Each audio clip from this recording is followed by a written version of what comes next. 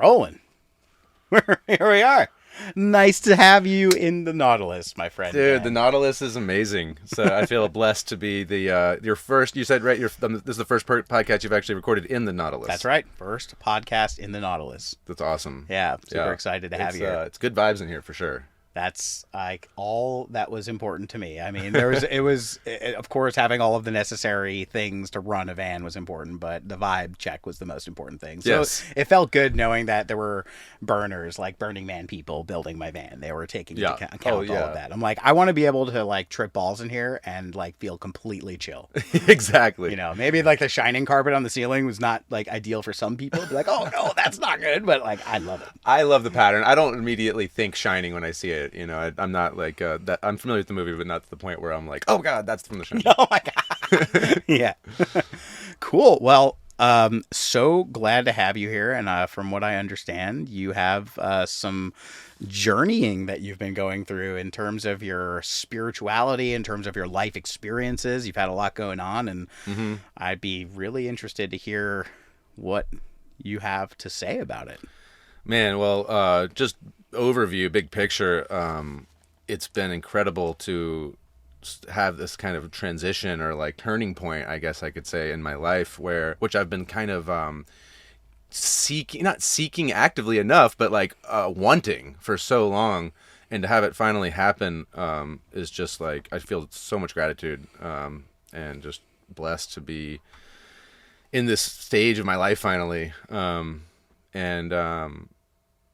I'll start by saying that my father passed away almost a year ago in April 13th, and he had lymphoma, and a really aggressive type of lymphoma that, and we were really fortunate to have 3 years of remission prior to him passing. So when he first got diagnosed as like with this terrible aggressive, you know, it's called it's a non-Hodgkin's lymphoma, and he had like this blastoid variant that is just terrible, and so that was excruciating. You know, he was in the hospital, and it was just like this very deadly, terrible prognosis. You know, it was basically like, we can do treatment, but best case scenario is just buy you some time. Like, it's definitely going to come back. But he was actually in remission for 3 years, which was way more than any of the doctors would have predicted. Wow. And that really gave us a chance to, like, it was a beautiful 3 years to like kind of, not that we had like a lot to like clear the air, but that it was basically anything that was, you hadn't had a chance to say and you wanted to, you know, we had that opportunity. And just, he was an amazing person, influence on me for sure. And he had some very profound spiritual experiences in his life. So I grew up hearing these stories, and the most important one that I think I should share is kind of like the backstory to what happened with me, is that he had a recurring dream of being in a plane crash back in his 20s, and his dad is a pilot, and so he was kind of like, oh, I shouldn't go flying because I keep having this dream of being in a plane crash. And in the dream, there was this sensation of being turned inside out, like his body was being turned inside out. And then whenever the plane would crash, he would wake up. Wow. And so this went on for at least a few months, if not a year. And he had also been in the dream, there was a very salient point, was that there's this airstrip, like on a peninsula. There was a body of water around the landing strip.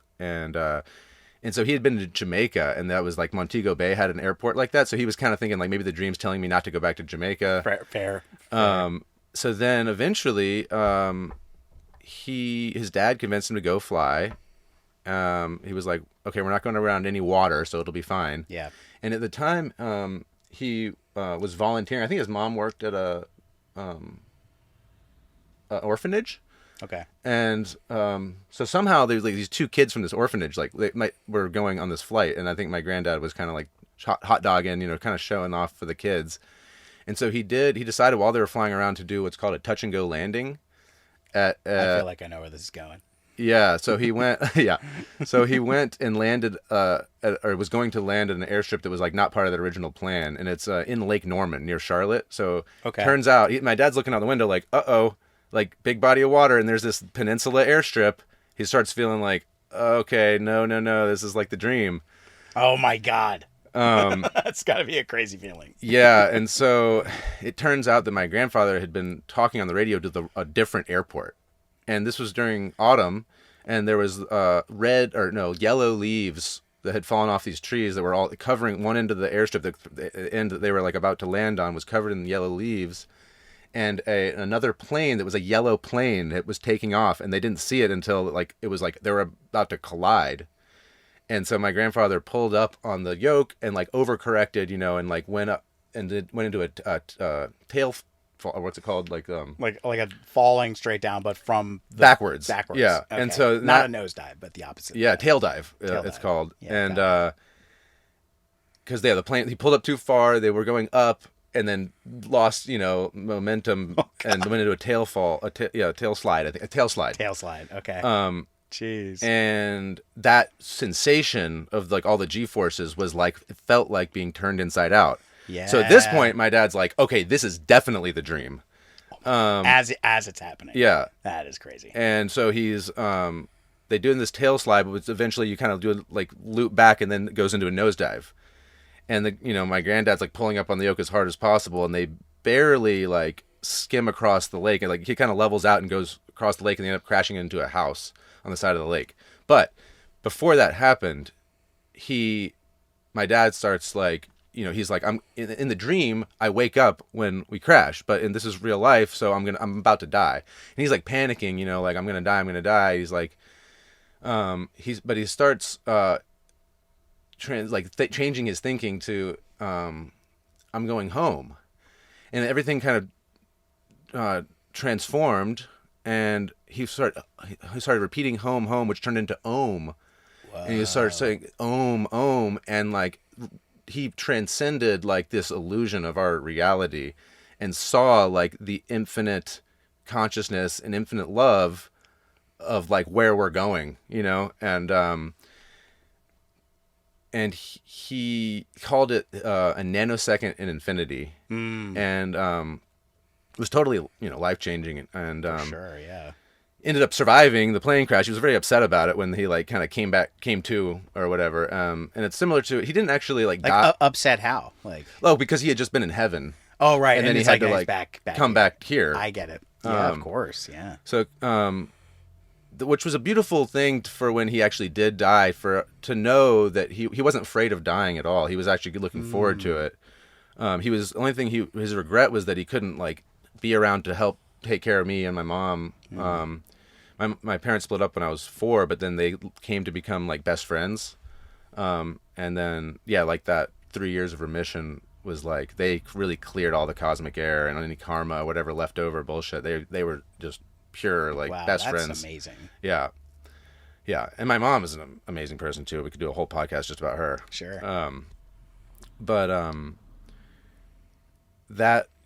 Like having witnessed that like nanosecond in infinity and seeing kind of the pure consciousness that's waiting for us.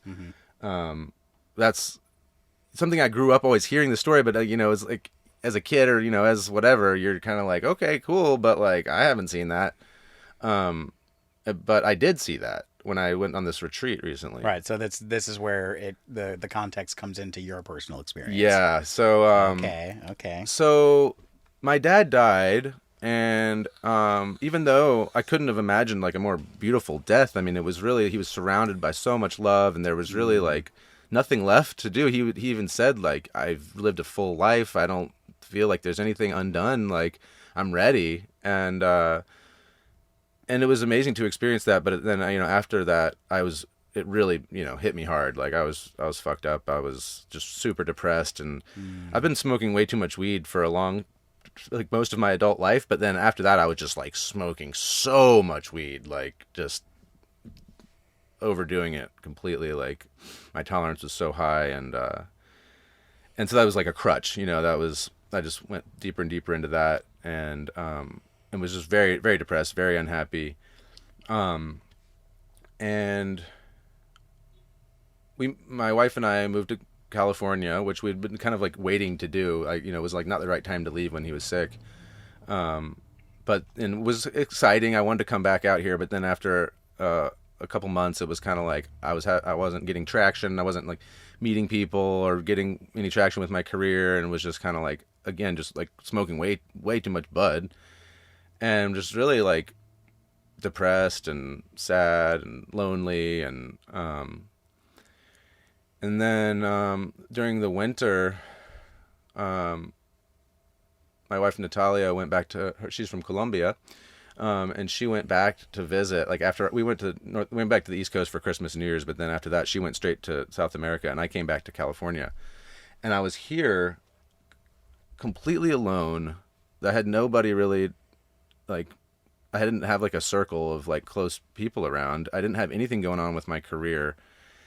And she was gone, and then we got in like a big fight on the phone over some, I can't remember what it was about, just like a stupid fight. And I remember being like not talking to her for like 24 hours, and like it was even like to the point where it was like, questioning the relationship because of this fight. And I literally, I guess, I don't know if that's rock bottom, but like I have never felt so desperate and alone in my life. And ended up going to like this bar, a ping pong bar, and I lost a game of ping pong and like punched a wall and broke my hand. And it was just like, what is happening? Yeah, shit time. Yeah. So, fortunately, Natalia and her family insisted that I come to Colombia, and I that was great because I was like I was around people that loved me and cared about me, and like it was just a total change of scenery, and then we had decided to take a break from drinking alcohol. Coming back after that trip, we came back in the beginning of February. I did like a full month of February with no booze, which ended up actually continuing all the way until the retreat. So, and we had talked about doing ayahuasca. Like we were looking at like shamans in different places in South America, in Colombia specifically. Like how do you looking at them where just on the internet, just like doing shaman, whatever shaman.com. Shaman.com. And yeah, exactly. So we were just kind of like looking these different like retreats and things around Colombia because we were like attracted to going to the Amazon. Or there's another part called Putumayo, which is kind of like Amazon adjacent, but very jungly. Gotcha. And so we were looking at stuff in these different areas and in something close to Medellin. Sure.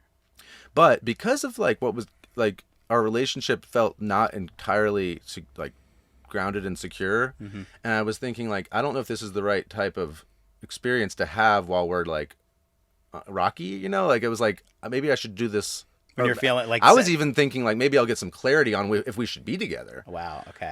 Yeah. So I was like, maybe I'll just do this on my own. So that's when I started looking into just online, finding places closer to home, and I found this amazing group that they had a weekend retreat, a 3-day retreat in Joshua Tree. Okay. And so I'd been emailing with them about like joining that retreat. And by the time I like followed up again, it was like full. It was they had no more space. Mm-hmm. And so I was like, okay, well, what's the next one? And there was another one in it was March. I think it was March 16th through 18th. Or no, it was March 24th through 26th. In February. I was gonna say like, holy shit. No, wait. When are we? Right now it's the 19th of March. It was February 24th. Sounds and 26th. Like yeah, towards the end of February. Yeah. Okay. And so I had already been like not drinking that whole month, and you're already like kind of mentally and I was physically preparing yourself. And I was thinking like because there's the whole week or week and a half leading up to the ceremony is like a very strict diet. There's restrictions that you're supposed to like not eat certain things before you take ayahuasca. And what are those? I've heard dairy is one of those things you should. Yeah, like nothing fermented, nothing spicy. Mm-hmm. Okay. And certain things that are like there's this ingredient or like chemical in like things like almonds. I think it's called like tyrosine or something that it's like really like I can imagine why that's so important, because if it's the relationship with the vine and the root and all of nature, you can't just walk into a jungle and eat whatever. Everything is got its own chemical properties. So I can see how that is like extremely important. So some of it is like energetically, it's just like to cleanse yourself and be prepared. And some of it's like actually like medically, like this could be dangerous. Exactly. To That's what I was those thinking. things. Yeah. Right. So like, right. for example, MDMA, you know, affects your serotonin, and so does ayahuasca. So that's like a definite no-no. Like medically, like it could be dangerous to do Molly before going to take ayahuasca. Yeah, you need to have your chemical levels. But for me, I was also like thinking like, oh, this will be a good way to motivate myself to like take a break from weed because I'm like just like using way too much cannabis. And you were already thinking like using too much. I need to. Yeah, I wanted a reset, like at least like a tolerance break, you know. Right. But I just was relying on it so much. I was such a heavy tolerance. I was so addicted to it. Yeah. So even like you know the leading up the week before the retreat. Oh, and no sex is another one. Really? Okay. Yeah, you're supposed to or masturbate. You're supposed to like save your seed. Save your seed, energy, your chi. Yeah, your chi, exactly. And so that makes perfect sense. With the weed though, it was weird because they sent all these instructions and it was like omitted. I was like, even if you can smoke weed, they should at least mention it. Yeah. Right. So I was kind of like, shit, like maybe I can smoke weed. So I was cutting way back though, but I was still like, you know, hitting the pen at night and things like that. And then finally he sent like another email right before that was like basically said, Santa Maria is another name like for cannabis for like it's another sacred medicine, but it's not a sacred medicine that should be combined. Santa Maria. Yeah, it's not so this is like the night before. It was like a few days before. Okay, he was by like the way. he's like if you normally smoke Santa Maria. That's kind of a different thing, and you should not have any starting like the day before you come to the retreat. So it was like that Thursday. I really did like medicine teachers. I really did with each other. You know, it was like the first full day I did without weed. Like for ages. So, and that was probably a relief to hear that news because you were already teeter-tottering back and forth of whether I should stop. It's like and then it's like okay, now we're gonna follow the rules. Okay, cut that out. Yeah, and the whole time Talia was like, "Are you kidding me? You shouldn't smoke weed this whole week." And I was like, he says right here, like just the day before or whatever. So you just stopped the day before. So yeah, that Thursday was like the first full day without weed, and then that and it ended up being, of course, the whole weekend after that as well, and beyond. I'll get into that about the experience I had there at the retreat. Right.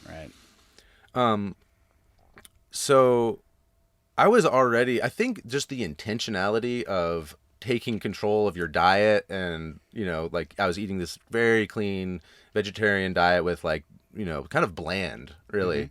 But you actually like can taste the flavor of the vegetables themselves, and it's like, oh, it's actually good. Like so just eating so much vegetables and so such a clean diet, just that act alone, even if I went to the retreat and nothing happened, it was like I've already taken a huge step of like taking control of your health and your life, and this idea of like your body as a temple. I started like thinking about that, and like while I was at the retreat, I was like, damn, like what is all this bullshit I've been putting in my body normally? Like I'm gonna think twice before like eating anything or like whatever, all these substances and chemicals and weird stuff. So finally, the day came, and we're looking at the weather. I don't know if you remember this, but there was one of these big rainstorms, and the whole Southern California got slammed. Yeah, and you were in Southern California at this time because before you were in Colombia. Okay, but just so the whole month of February, we had committed to not drinking any alcohol. Okay, and that was so we came back from Colombia like on like the last day. I think it was the last day of January. Yeah.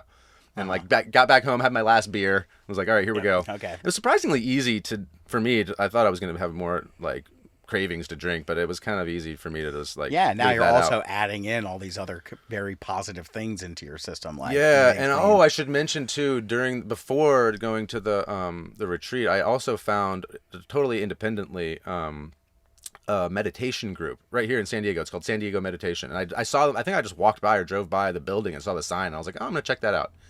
So I called them, or I think I emailed them, and they had like a free consultation, just come by. So we scheduled a time for me to come, and I met this woman who did like a 20-minute kind of sample meditation session with me, and then I agreed to sign up for like the month because they were trying to do like a year membership, and I was like, let me do it for a month and see how that goes. Okay. Kind of like joining a gym, but for meditation. Right. So there was like exactly, but it's very cool because it's like one-on-one. Like you go in person and work directly with this like meditation teacher. Interesting. And it's like an hour-long session, like as much as you want. It's like unlimited. Like you can come twice a day, Or it was so that was a cool. They teach this very for me a very different meditation technique than anything I'd been exposed to. Yeah. But it's this idea of like, that you have your brain is like creating these images of reality, and like that's what you're seeing. You're not really seeing reality. You're seeing all these images that are like in front of reality that your brain is like that's right superimposing. That's right. And so it's this practice of throwing away all these images, like the programs. You just go up and like meditate out in space, like this universal kind of emptiness, and then you're just like, there's the images pop up, you throw them in the sun, and they just burn up in the sun. That's pretty cool. And so I've been practicing that, which became a very useful tool, even for like any everyday life when you're like, you get caught up in some wormhole of like weird thoughts, and you're just like, oh wait, throw it in the sun, let it burn up there, and then clear your mind. Yeah. So that was happening simultaneously. Yoga, of course, I've been into yoga on and off throughout my life, but I was getting back into a good yoga practice. Mm-hmm. And then so it was finally time to go drive to Big Bear, which is, for people who don't know, a very tall mountain for Southern California. Like I was telling you, it was a big rainstorm hitting this entire area, and in that part above a certain elevation, it was a blizzard. It was a full-on blizzard. So we were like watching the weather, like messaging the group that does the retreat has like a shaman, and also like a kind of his like counterpart is this guy who's like more logistical, kind of like a scholar, I would say. Oh, okay. So it's like a shaman and a scholar, and he's the one kind of like, finding the cabin that we're all going to go to. Yeah, so it's like the director and the assistant director. Kind of, yeah. Yeah. Or the director and the producer. Director and the producer. Yeah. Right. So right and left brain. Yeah, the week leading up to this, or in addition to all this, like the diet, they call it the dieta. It was funny because some people that don't realize like that, I was like, that's just Spanish for diet. But like people are like, oh, the dieta. Oh, the dieta. Yeah, it makes it sound like more mystical and like, on the dieta. Yeah. Oh, you're doing the dieta? I'm like, yeah, the diet. It's the diet. No, it's dieta.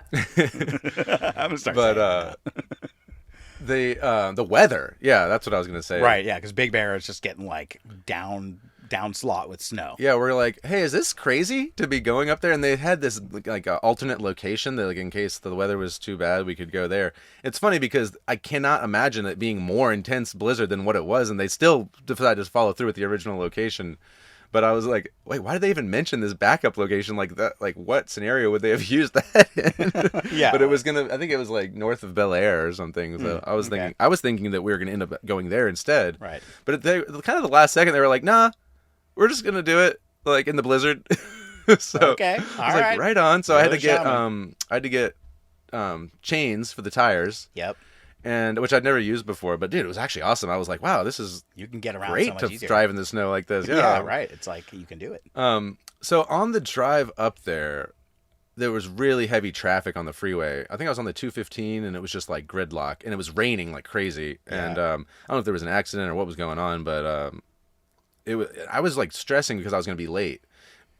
Turns out that was silly. Everyone was super, like everything was super delayed. Of course, everyone was dealing with the same thing. No one knows how to drive in a for whatever reason, I'm like thinking like getting super stressed out about being late. And they'd even said like avoid stressful situations. You really want to you don't want all that cortisol and all that antihistamines and shit. Exactly. Yeah. So we're gonna drive through stress to get to the retreat. Right. And I'm even stressing about the fact that I'm letting myself get stressed out. Yeah, I'm like getting really stressed out. Oh no. And the craziest thing happened. My phone rang, and it's like a telemarketer or like a robocall or whatever. And then nowadays you can sometimes see like the caller ID. It's like an all caps like name comes up. Yeah. The name that came up was like my dad's pseudonym, because his name's Philip Rego, but his middle name's Martin. So sometimes when he would come visit me in California, he would go by Martin. Or and so also Philip, he would say like Philippe. He liked like the French pronunciation. Yeah, well, like a alien altered name, alias. Alter ego, alias, yeah, whatever. Like his, just exactly. So so this name popped up, was Philippe Martin was the name on the fucking call on the on the way there on the drive up there. What? It was like a robocall with this name. Robocall. What it actually was a real telemarketer, wasn't? Because I don't normally answer these calls, Yeah, but exactly. I was like Philippe Martin, what the fuck? That would trip me out. So I answered it, and it was a woman selling car insurance, and her name was Mia, which is my dog's name. What? Are you kidding me? Yeah, so it was Mia No was her name, and the way. name that had come up for the caller Oh was my Philippe God. Martin. I was just like, oh, no thanks. I know, But I hung up, yeah. and I was just like, started cracking up. I was like, oh my God, this is like my dad is like got me, like he's like looking out for me, right? Like it was just like such a like cosmic Oh wink. I my couldn't believe it. God. Amazing. So I went from being stressed to just being like laughing, being like, it's all good. Yeah. You know? So Oh, that was just wow. the first little like Incredible. amazing thing that happened. Holy shit. Okay. So we're off to a good start. Yeah. We're off to a very synchronistic start. So now I'm like, whatever. It doesn't matter if I'm late. Like, let's just get there. It ended up taking like 5 hours instead of 3.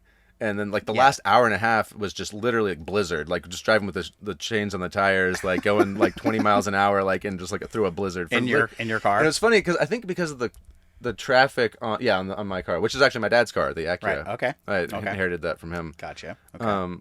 And the route that the maps took me, I guess it's silly because they should know that like there's chains that are being enforced and that should change the timing of things. But I think to avoid all this traffic on the freeways that were backed up, it took me like around like a weird way into the mountains. I found out later from other people that went to the retreat, they were driving through the snow for like 4 or 5 miles. I was driving through the snow for 45 miles. Oh, so it was like the GPS was took probably me like, a this is crazy a quicker way. route. Like, it'll get you there faster, but It not took me taking... over a mountain because at one point the temperature was my down God. to 23 because the car tells you the temperature. I Yeah. was like, the temperature was down to 23. When I got to the cabin, it was up to 32 or 31 or something. I was like, oh my God, it took me like the craziest route, Yeah. like over a mountain through this crazy blizzard. Anyway, Through the just hills. getting there was like an experience. Yeah, okay, right. Yeah, well, that, you know what? That's part of an ancient thing you can imagine, the way that you'd have to go to the shaman to have the experience. It's not like, I'm just going to go to the hut next door. You have to like go and hike in through the journey just to get there. Dude, I've come to believe that like everything is happening exactly the way it's supposed to. 100%, Yeah. dude. Fantastic. So I get there, and there's so part of like the offerings, it's not just ayahuasca. Like ayahuasca is like the kind of the first thing, and then there was like Niños Santos, which is just psilocybin mushrooms. Was Okay. The next day, and then there was some other stuff that I like had read So about. how many, just, it's okay. It's a question just to get a frame of mind, because I want to hear the chronology of this. But in terms of how many days this was, because I've heard stories of like, you know, how many sessions and days, like what's like the schedule? What's the Totally. the schedule? Sometimes it's like from the stuff I've looked at and heard about from other people that have done these types of things. Sometimes it's like a week-long retreat, and you're supposed to do ayahuasca like multiple times, depending on the shaman, like how they feel that you're like the experience you're having. Of course. If you need more, Yeah, or if you basically just keep doing it. So in this case, it was just that Friday night was the ayahuasca part. Okay. Saturday during the day was And the this mushrooms. was so when you got there, was it on Friday? Yeah. So you get there. I'm driving and up there a Friday afternoon. So Friday after night, that night, ayahuasca. Yeah. Okay. And so, and there was this other optional thing that was, it's called combo, which is like a frog medicine. I've heard about that. You've That's heard like about the combo. little thing that they like stick onto your skin. Yes. Yeah, I've heard that that's like really intense. I know some people have done that. And so they had, did you touch it? Nope. It just says start recording. Maybe it's creating a new clip. Okay. Okay. Created a new clip. All right. It has like a limit and then it makes a new clip. Probably. But we're doing good. So yeah. So, okay. So combo was like optional. It was like the first thing. So it was supposed to be like at 2 p.m. People who wanted to do the combo should be there by 2 p.m. So the combo, if you wanted to do combo, that would be first on Friday. Yeah. And I decided not to do that. I was Yeah. like, oh, the frog stuff I've sounds heard crazy. that is like even it's like a detoxification on Exactly. like some crazy level. Yeah. Exactly. Yeah. And so Which makes sense to do that first, I guess. And so for the rest of us that didn't participate in the combo, we were supposed to get there by 6 p.m. But I got there at like 8 because of the snow and everything. Yeah. And it was weird because when I walked into the cabin and everyone was like kind of like settling into the, you know, it's like everybody has brought a little cot basically. Like imagine like a little pad, like with a sleeping bag, and you're all kind of sitting in a circle with your feet towards the middle, and you can like lay back and just like lay on your back and relax or sit up and just Like kind a of pillow? Did you bring up like a pillow? Or I is it just actually didn't bring enough stuff. I got lucky and got like some couch cushions and made myself a really nice little bed. But I had a really nice sleeping bag, and I did bring a pillow. I brought a pillow. But you're during the whole experience, you're essentially locked in right there, right? Yeah, Or I mean, is it, or how? well, what's- I'll what- get there. I would love. But it, yeah. like as Gotcha. as I first walked into the cabin, it was everybody was kind of like starting some sort of ceremony. And so I was like, oh, I'm late. Like, I need to just drink some ayahuasca and like get in with everybody. Fortunately, that wasn't the case because it turns out that this was the combo. They were so delayed. Everyone was so delayed that like by the time I got there at like 8 p.m., they were just starting the combo. Right. And so it took me a while. It was kind of funny because I was sitting there like for like 20 or 30 minutes kind of like trying to figure out what the hell was going on. What was that like? Was there anybody to greet you at the door? You just like walk in, everybody's like having this moment? The shaman was like occupied with starting this other ceremony. So there was like kind of like a helper guy that was kind of like, yeah, you're fine, just whatever. And I was like, okay, like sitting to the side kind of like, what am I supposed to be doing right now? Yeah, like what's the guidance? What am I supposed to do? That was a little funny, but it turns out that like it was more like what I expected, which was like we really are going to open the circle and make sure everyone's here and ready, and let's all start on the same page. Exactly. So that was what ended up happening. But it was just funny that when I first got there, I was like, "Wait, am I like supposed to just drink some ayahuasca and get going?" Like, where do I start? Okay, good. Guidance is important in a situation like this. Turns out they were doing the combo, so I ended up witnessing what was going on, which was that there's like they put something on your skin that burns you, and it kind of makes a wound. Yep. That then you put the combo onto that like open skin basically to let it get into your bloodstream. Did you see that happen as it was happening? I did. I witnessed that. Like, what was that like? Well, people seemed to be pretty mellow. Everybody was like chill, but they definitely had their little. Everybody has their own little bucket to throw up in. And so people were getting up to go use the toilet, and because I guess it makes you have diarrhea. And how far vomiting. Away is the toilet? That's always something I was wondering. That was something I was when you're going like when you're unexperienced with these things, you're like, oh God, like are you gonna be able to? Like shit your brains it's totally out? Fine. Yeah. You've had diarrhea before, like you can just hold it. Okay, and then it's not like some. You're not like you're just gonna like spontaneously shit everywhere. Like it's not. That's not gonna happen. That is really. You're like, good to know. Someone's in the bathroom. Like, let me wait a few minutes. They come out. Now I can go use the toilet. Like it's fine. It's not. Yeah. Okay. Good. Yeah. Okay. So that's not. That was something I was a little concerned about too. But it's not even a problem at all. That's a relief. Okay. So anyway, so people are. I see people kind of moving around because they're going to the bathroom and stuff, and then eventually. They got through that whole ceremony and it kind of like opened up the circle again to like to me, and like a couple other people had come in after me. It seemed like about 2/3 the whole group was about 18 people, I think. And I think the majority had done the combo. So it was just a handful of us that were kind of trickling in after. Witnessing like the final combo administrations or whatever. Yeah. And did you have a sense of like how long that lasts? Is there like a time limit? I guess it was about maybe 30 minutes to an hour or so total. Yeah. So essentially it just seems like from what I've heard, it triggers. I mean, sometimes it could be like really intense, just visceral feelings of having to expel toxins. I think it's mildly psychedelic, but maybe subjectively. I think it can be very different depending on who it is. Yeah. But it's like I think it's mainly a purging experience, right? So it really like you were saying, kind of like an extreme detox. Yeah, and I've seen it. I've heard stories about how that in a lot of ways is similar to like an inoculation for a lot of things. Interesting. I've heard stories of people that have had multiple combo sessions, and then they just don't get sick anymore. Wow. So after having done this whole retreat with meeting these people that run this organization, yeah, I'm going back, and Natalia, my wife, like needs to do it ASAP. So next time, I did this solo this time. Right. Okay. So, but now I'm like, oh my God, we got to get you through this thing immediately, and I want to do it again, and I want to do the combo for sure. Yeah. Because I think these guys have kind of dialed it in. Like it's a short retreat. It's a one weekend, but it's like the order of events is very well thought out, that's good. So the fact that you do the combo right before the ayahuasca is like, I think. I'm going to tell you about my ayahuasca experience and then some of the things that were shared the next morning from other people. Yeah. And I think, the combo really can kind of open you up to be able to really go deeper with the ayahuasca. And I can imagine, I mean, I have no clue. I'm totally clueless on this, but the experience, I would imagine even some people talking with ayahuasca with the purging, I would imagine kind of doing a little pre-purging in the beginning might open, like you said, open you up for more, just to be receptive sooner maybe. I don't know. I don't know. Well, yeah, let me tell you what I witnessed. Let's take us through the chain of events here. So there was one guy from our group that was flying in from Oklahoma. His flight was super delayed, and he just had like a string of crazy shit happen to him. So after he finally landed, he was like, it was like 8:30 p.m. He's like, okay, I'm on my way. I should be there like in a couple hours. Yeah.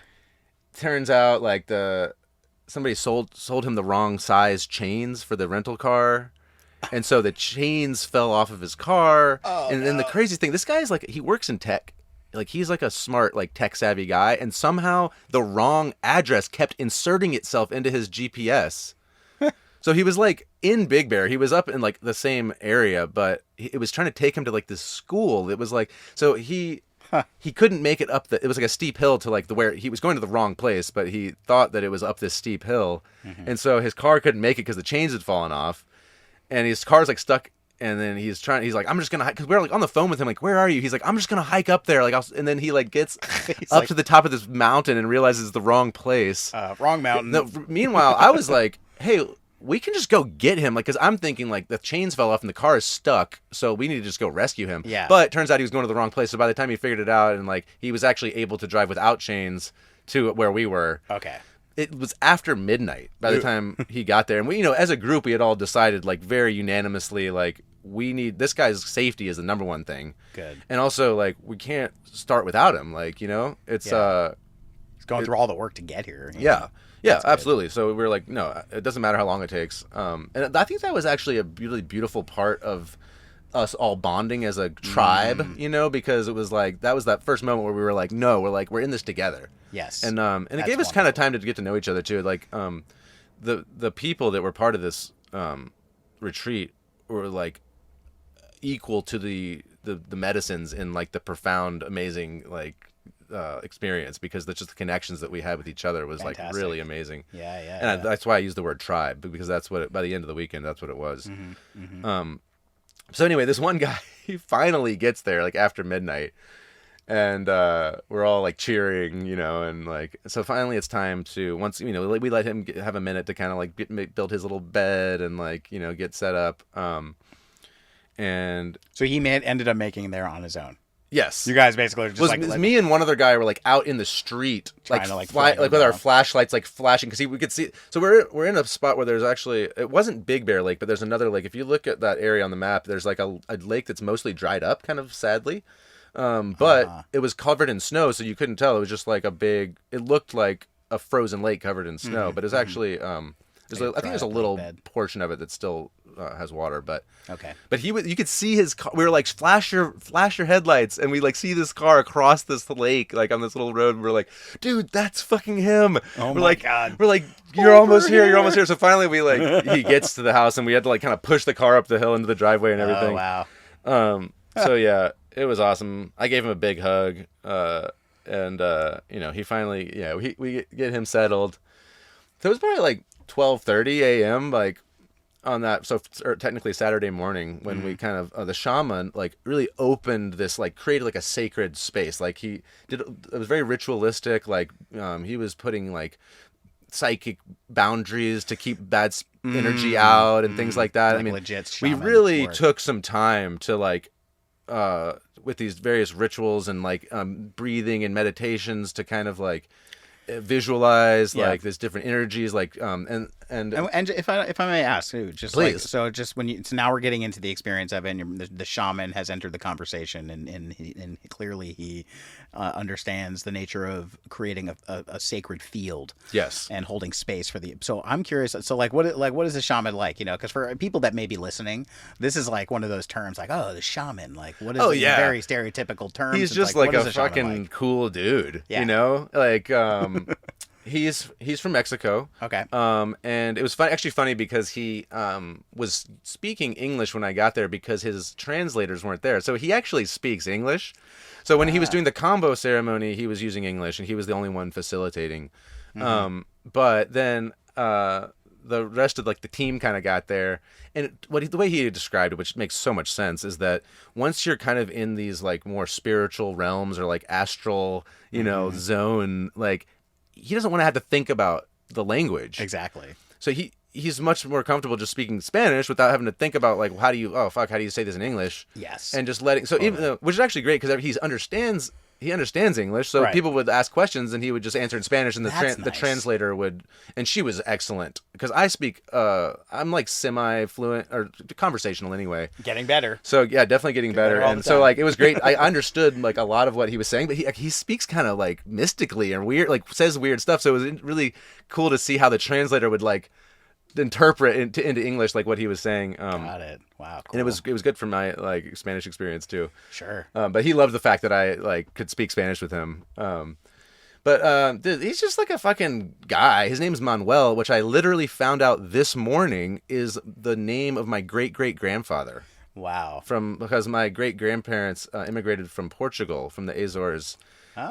Which is where Atlantis used to be. Yeah, and they. I knew that my great grandfather's name was Dennis, the same, or Denise. There's a different spelling than my grandfather's Dennis. And my middle name is Silva, which apparently has been passed along since my great great grandfather and probably beyond. Wow. So you have some serious but then, ancestral yes, energy going on here. Yeah. So I found out this morning that my great great grandfather's name is Manuel, which is the same name as the shaman. Perfect. So Manuel, he is festively plump.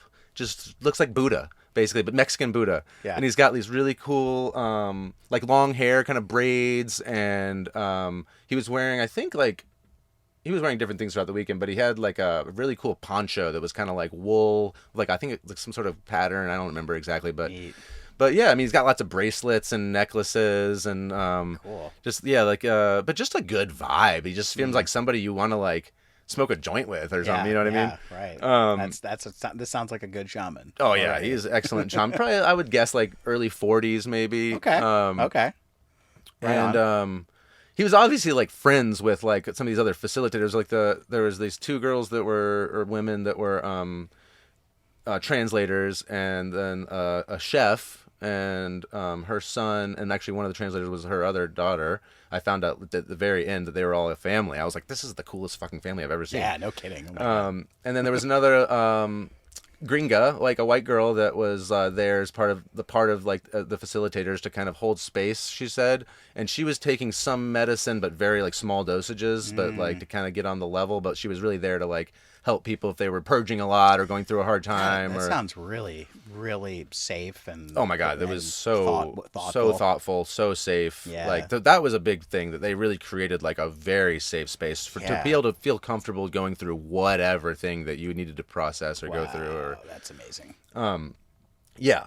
So he Okay, so back to where you were. So the shaman is creating these like psychic perimeters basically around the space. Yeah, and he's having us all like bring in like these, like it was 3 different lights. I remember was part of this kind of opening ceremony or ritual. Was like there was like a pure white light was the first one coming from, I guess, the universe. I can't remember exactly, but I remember the second one. I can't remember exactly. It was like diamond light, maybe. Maybe it was gold light to begin with, and then like it's diamond light. And then what I do remember, though, very specifically, it was like the third light that we invited in was a violet purple light from, he said specifically, from Mount Shasta.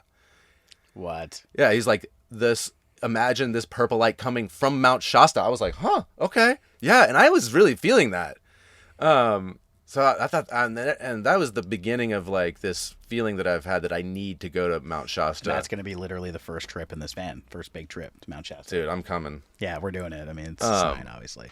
So, okay, another thing I wanted to know. So, at this point, you guys had not drank the medicine yet. Correct. So, you're basically just all sitting in that circle and going through this initiation. In this part, we're all standing in a big circle. Standing, Let me describe quickly the layout of this big. It was an awesome like house, like I'm saying a cabin, but it was big enough to host 25 people. Mm-hmm. What it was, they had moved all the furniture out of the living room, but there still wasn't quite enough room there for the whole circle. So there was kind of like, and because of a couple of us had come a little bit later, it was kind of like this.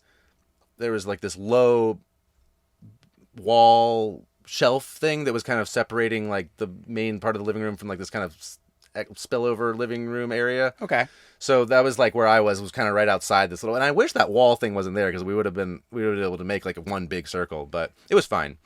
And in fact, there was something about that I'll hopefully remember to get back to later. That was like about this like little like wall. This thing. little shape that made it kind of like, imagine like a Q, like a circle, and like I was on like the little The little like little line that comes out of the queue. Okay. Kind of like a little like divider. Yeah. Not divider, but like some sort of thing. Anyway.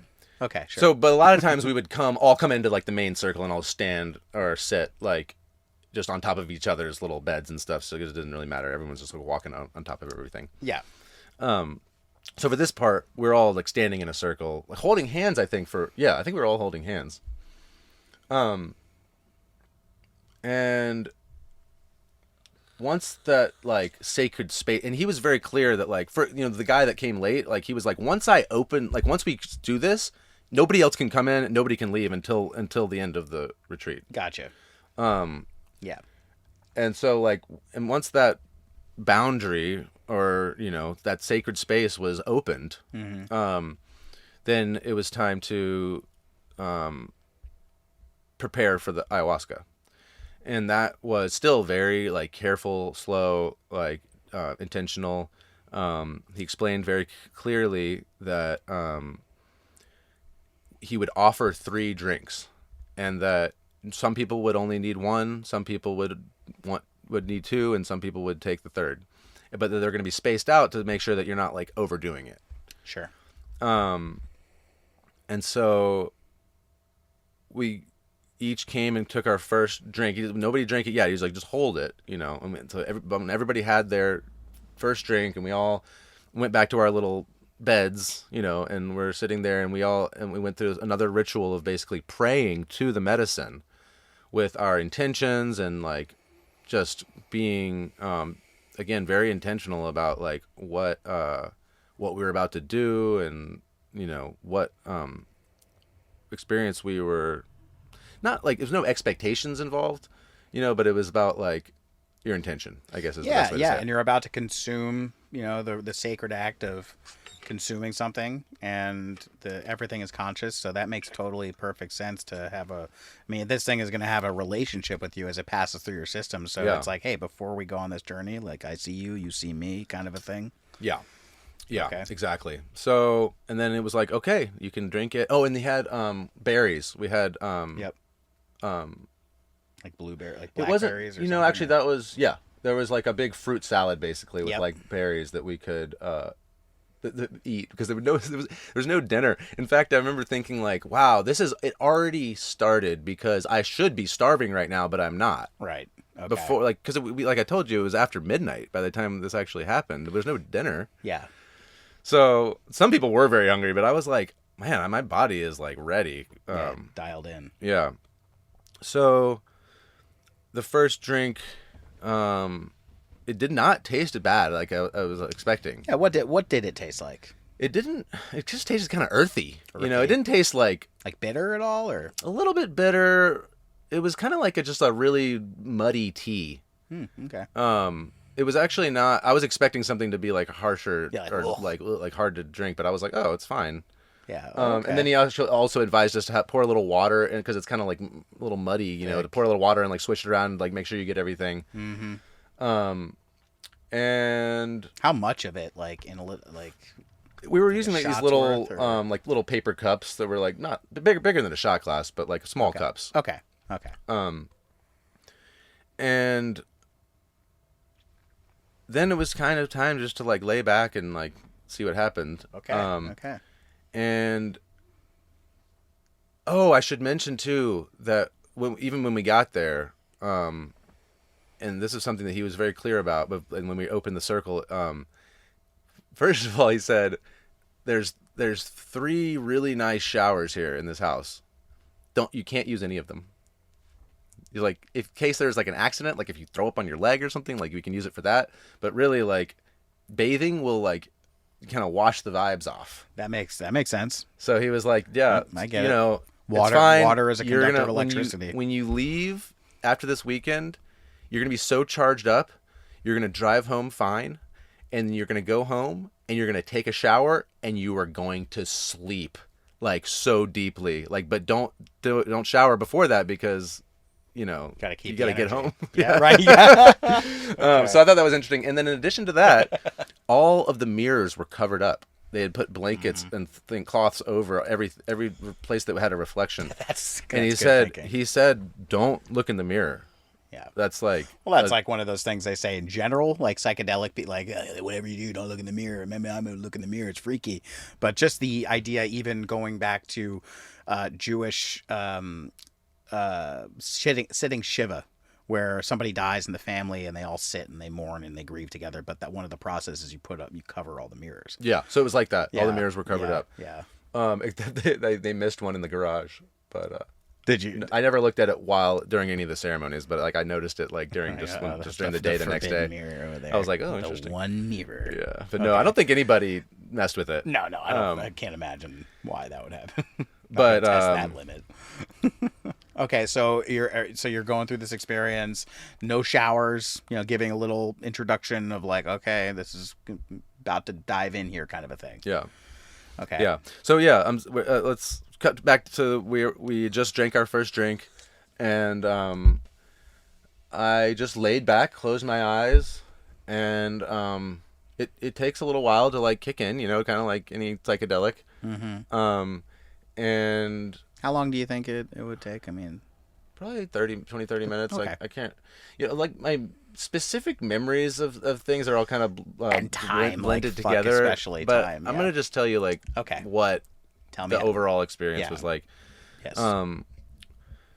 Now I started to feel definitely something. It's like powerful stuff, and I noticed though that when you open your eyes, it's not like mushrooms or LSD where you're like seeing like open eye like hallucinations really. Okay. But what it is doing is when you close your eyes, it's like letting you see kind of like a spirit realm or like an energy world that's there kind of underneath our world. And just lets you see, it's kind of like it's like Mother Earth is deciding what you need to see. And it was a little darker, a little like than maybe I was not afraid of dark in the sense of like shadow world, world. Yeah. Okay. And I was not afraid of the experience at all, but I think once it started happening, I was a little scared of like what I was going to see. And I think, that's one of the reasons I wanted to go back. Because, what kept happening was I would like get a little freaked out and open my eyes. And when you open your eyes, it's like everything's kind of normal. And then like, I close my eyes again and it would kind of be like something else this time. Mm-hmm. And I actually never threw up. I definitely had diarrhea like many times. But like I was saying, it's like, it's not a big deal. Yeah, you're like, oh, you can hold it. Yeah. And Okay. go but you could feel like, okay, I gotta go. Yeah. Nothing like take a break. Too crazy. But I never threw up. And I think that if I would have kept my eyes closed, the visions that would have been given to me would have eventually caused me to purge. And I think I was a little bit just freaked out, and I definitely saw I saw plenty of stuff, like enough stuff to reflect on and process and try to figure out. But if I would have just kept my eyes closed and just gone with it, I would have purged, which I think is a very important part of the process. Sure. And so the stuff that you said you see that you're experiencing, what was this like? Did it feel like personal stuff? Was this things that you like when both. You saw both and also like otherworldly kind of stuff exactly. as well? It was a both. Okay. It was like you were able to experience parts of yourself, your psyche, and like your subconscious that you would not normally be able to witness. Right. And also, like I was saying, there's kind of like this energy world. So my interpretation or how I felt about it, one of the things that was really kind of caught my attention was like, when you close your eyes and you imagine something, it's kind of floating in your mind's eye. And if you like move your head around, it's just always right in front of you, right? Yep. In this case, it was very different. It was like it was just there. It was like you could see with different eyes, and if you moved, it was just there. It was just there. So it was like, imagine like tendrils, like fractal of energy with like lights kind of pulsing through, like almost like the jungle in Avatar with like all the lights like the iridescence and stuff. Mm-hmm. Not exactly like that, darker. darker, but there was like it was like if there was plants made out of energy that are just there, and I could see them, and like it. So when I moved my head around, it was like with your eyes closed. Yeah, with your eyes closed. As soon as you open your eyes, it's like back to Yeah, like what we normally experience. Yeah, right. Whoa. So that was really cool. That's unique. And then something, probably the most profound thing that this is the part where I really wish I would just kept my eyes closed. Mm-hmm. But I started to experience like a shadow side of myself, or a shadow that's part of me that I would never had been aware of before, that was like for the first time comfortable starting to emerge a little bit. It was like it was so shy normally. And it was like thinking about like kind of coming out of the cracks, and I was like, I got scared and opened my eyes. And so like and when you say shadow, like is that like a description for some aspect of yourself that maybe is not so much on the surface? Yeah. I don't know. Like sometimes how... it's like shadow could be like, like the dark side of, like. Yeah. I don't know how to describe it. I mean, like maybe. Okay. It felt like a part of my psyche. Uh-huh. That was like always hidden until now. Gotcha. So it's definitely something I want to explore more. Yeah. How did it feel? How did you feel when that kind of like emerged? Obviously, you said you opened your eyes. I opened my eyes. I think I wasn't like terrified. It wasn't like a nightmare at all. It was a beautiful thing. But I don't know. I don't know why I opened my eyes. I guess. So obviously, well, it's like there must be some sort of reason why it's a part of yourself in that way, and whether it's good or bad, it's just like there's a visceral experience, like you said, subconscious. That's like completely. Our mind doesn't know how to do that, and that takes practice. So yeah, that's and again, I'm just like trying to put it into words or like into logic. I don't really know what it was. I don't know if you can. You know, like, I don't know if it was some part of my subconscious or part of another entity or what exactly. It felt like it was part of me. Right. And it's like for anyone that would be listening that does not have any experience with psychedelics, even the more higher doses or things like DMT, it's like you get to that place, there is no explanation. There are no words to really describe, and the words that we do use to describe them are just a mere like fragment. It's like throwing darts at the word. You're like, that's kind of in the right direction. Yeah, right. Gotcha. I like the analogy. Yeah. So I ended up going back for all three drinks that were offered, and I would say that it was about an hour and a half or so, probably in between each one. And the most after the second drink was when I was really, I would say, really feeling the effects of it the most. For whatever reason, the third drink, maybe it had just been too long, or like it was spaced out far enough that the third drink kind of, I guess, just kept it going longer. But I felt like it was after the second drink that I really was like feeling the most like, whoa, like something is really different here. Okay. But and I didn't realize how long it had been between each ones, because after the third one, it started getting light outside. So you did all three? I thought I did all three, and I thought it was going to be like every hour. So I was a little surprised when I was like, because your sense of time is all right, wonky. And it was like past midnight when this all started. Yeah, so when it started getting light outside, I was like, oh wow, like it's we've been up all night. Like okay. And finally, we went into, after the to kind of close the ceremony, like the next morning, we all got into a circle and started what we did many of these throughout the retreat, but it was called an integration circle, where we could have you didn't have to speak, but anybody that wanted to go around and I don't think we even went in order. It was just like whoever felt like talking could share their experience or ask questions to the shaman, and they told us before too, like this is going to be the most insightful part, is when you get to like hear what other people went through and kind of integrate these ideas and synthesize what happened. And so at this point, I know time was wonky, but do you think were you sort of like coming down, as you would say? Yeah. So you're exactly. Yeah. So it's like it was the next morning. I mean, everyone was kind of like definitely still sitting with what had happened, but the effects of the the psychoactive effects have worn off. Okay, gotcha. So now you're able to process and talk about it. Yeah. Have an experience Yeah. unto itself like that. Okay. And so we went into the circle, and I kind of just inserted myself like into like right like because like I was saying I was off on the tilde or whatever, the line on the queue. Yeah. So I wanted to be like part of the circle, so I just like went and put myself like in between two guys that I just like got a good vibe from. And this guy, I'll just use his name. I don't think he would care. This guy Jared, who's just like a beautiful soul, somebody that I immediately like when I first got there like wanted to connect with. He's like tall, good-looking, like 45-year-old gay man who lives in San Francisco, or at least in the Bay Area. Mm-hmm. And I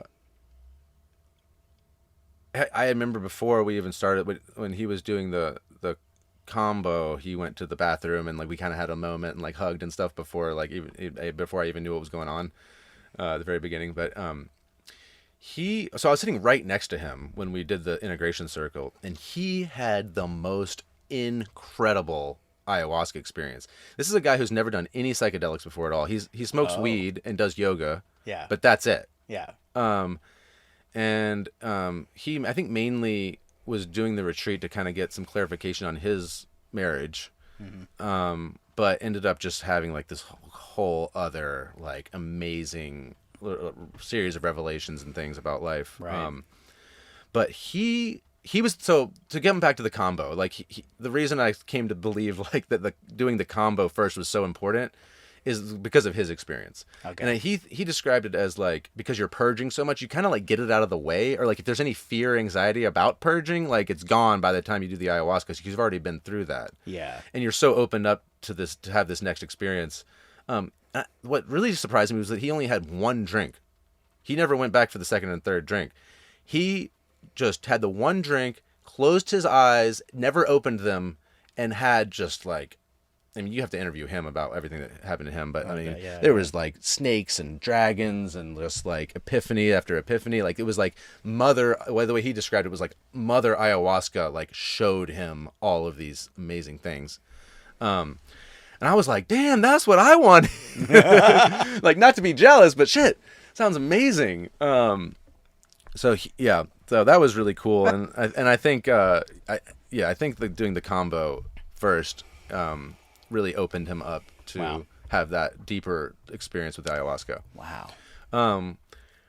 But yeah, so the whole group was amazing. There's this one woman, there was a handful of Brazilians there. And this one woman in particular, she was sitting right next to Manuel the whole time. And I started calling her like the shaman in training. Because it was like she kind of like knew what he was going to say, you know, like he would kind of like leave these like open-ended questions and like she would like fill it in like exactly with where he was going with it. Yeah. She's very in tune with, you know, this is a lot of these people have been on this path for a while. This is not their first ceremony by any means. Mm-hmm. And they're kind of just going deeper each time or like remembering and going deeper, you know. And she is just a beautiful soul. I remember asking her for a hug at one point. She gave me this rich, amazing hug, and then started telling me like tapping my forehead, like, you're too much here, you need to be more here, like tapping my heart chakra, here. And then she was like doing like a line between like balance, like, you know, and I was like, wow, like you're so right. Amazing. That was a few hours later. I'll get there. So we're in this like integration circle. I shared, you know, my experience, which was, which I just shared with you. Yeah. And then we started talking about like what's coming up next. And in like the literature they had sent out about what was happening in the retreat, you know, for me the ayahuasca was like the main thing that I had been like intrigued by or like wanting to do for years and years. Sure. Before this actually happened. So the rest of the stuff was just kind of like, I hardly even, like, I didn't really even remember. Like, I remembered this next part. In the literature, it said that there would be one of two things. And wait, I'm sorry, the literature. I just mean like the PDFs, so like they sent you PDFs like afterwards or like before to prepare. Okay, because it was like the dieta, like the restrictions. Right. Gotcha. And it was like just a lot of information about like what was going to happen during the retreat. Okay. So that's what I mean by literature. Yeah, just, got you. I was just, I was wondering if they handed out like a pamphlet or something. No, nothing like that. It was just virtual PDFs they had emailed to everyone Okay. before. Yeah, gotcha. And it was said that there would be a choice between Niños Santos, which is just mushrooms, and something called, I think it was San Pedro or Santo Pedro, something like that. Yeah, peyote. No, it's not peyote. It's some other tree, something medicine. Probably not San Pedro. It's not. I don't think it's peyote. Well, San Pedro is peyote. Oh, really? Yeah. Oh, maybe that is what it was. Yeah. Okay. Just like that. So San Pedro. San Pedro, yeah. The cactus. Yes. Yeah. Yes. Okay. So I didn't even make the connection that was peyote. Yeah. But I remember when I was reading about this stuff before, I was like, okay, well, I've done mushrooms plenty of times. Like, I want to try this San Pedro. Yeah. Oh, that's what I would do. Yeah. So, but so we were like, finishing this integration circle, talking about what's coming up, and then like during the day, and Manuel, the shaman, was saying like, we're going to do these Niños Santos, and I was like, oh, I thought that we would get to choose, and he was just like, nope. Like he was like, I think that it was in the PDF because there is the choice, but made by the shaman before the retreat. That makes sense. Yeah. So he was like, no, we're all doing mushrooms. Yeah. And I was like, oh, okay, whatever. All right, sure. And this is the next day? Yeah, so this is like Saturday morning. We're sitting here talking about this. Okay, gotcha. And so we had breakfast and had a chance just to kind of like regroup or do whatever you need to do. And I think it was like the afternoon when, we kind of came back together into a circle and it was the same thing as with the ayahuasca. Very intentional, like praying to the medicine before you take it. Mm-hmm. And I remember like so cool. The dosage was very small. It was 1 gram. And was it like whole mushrooms?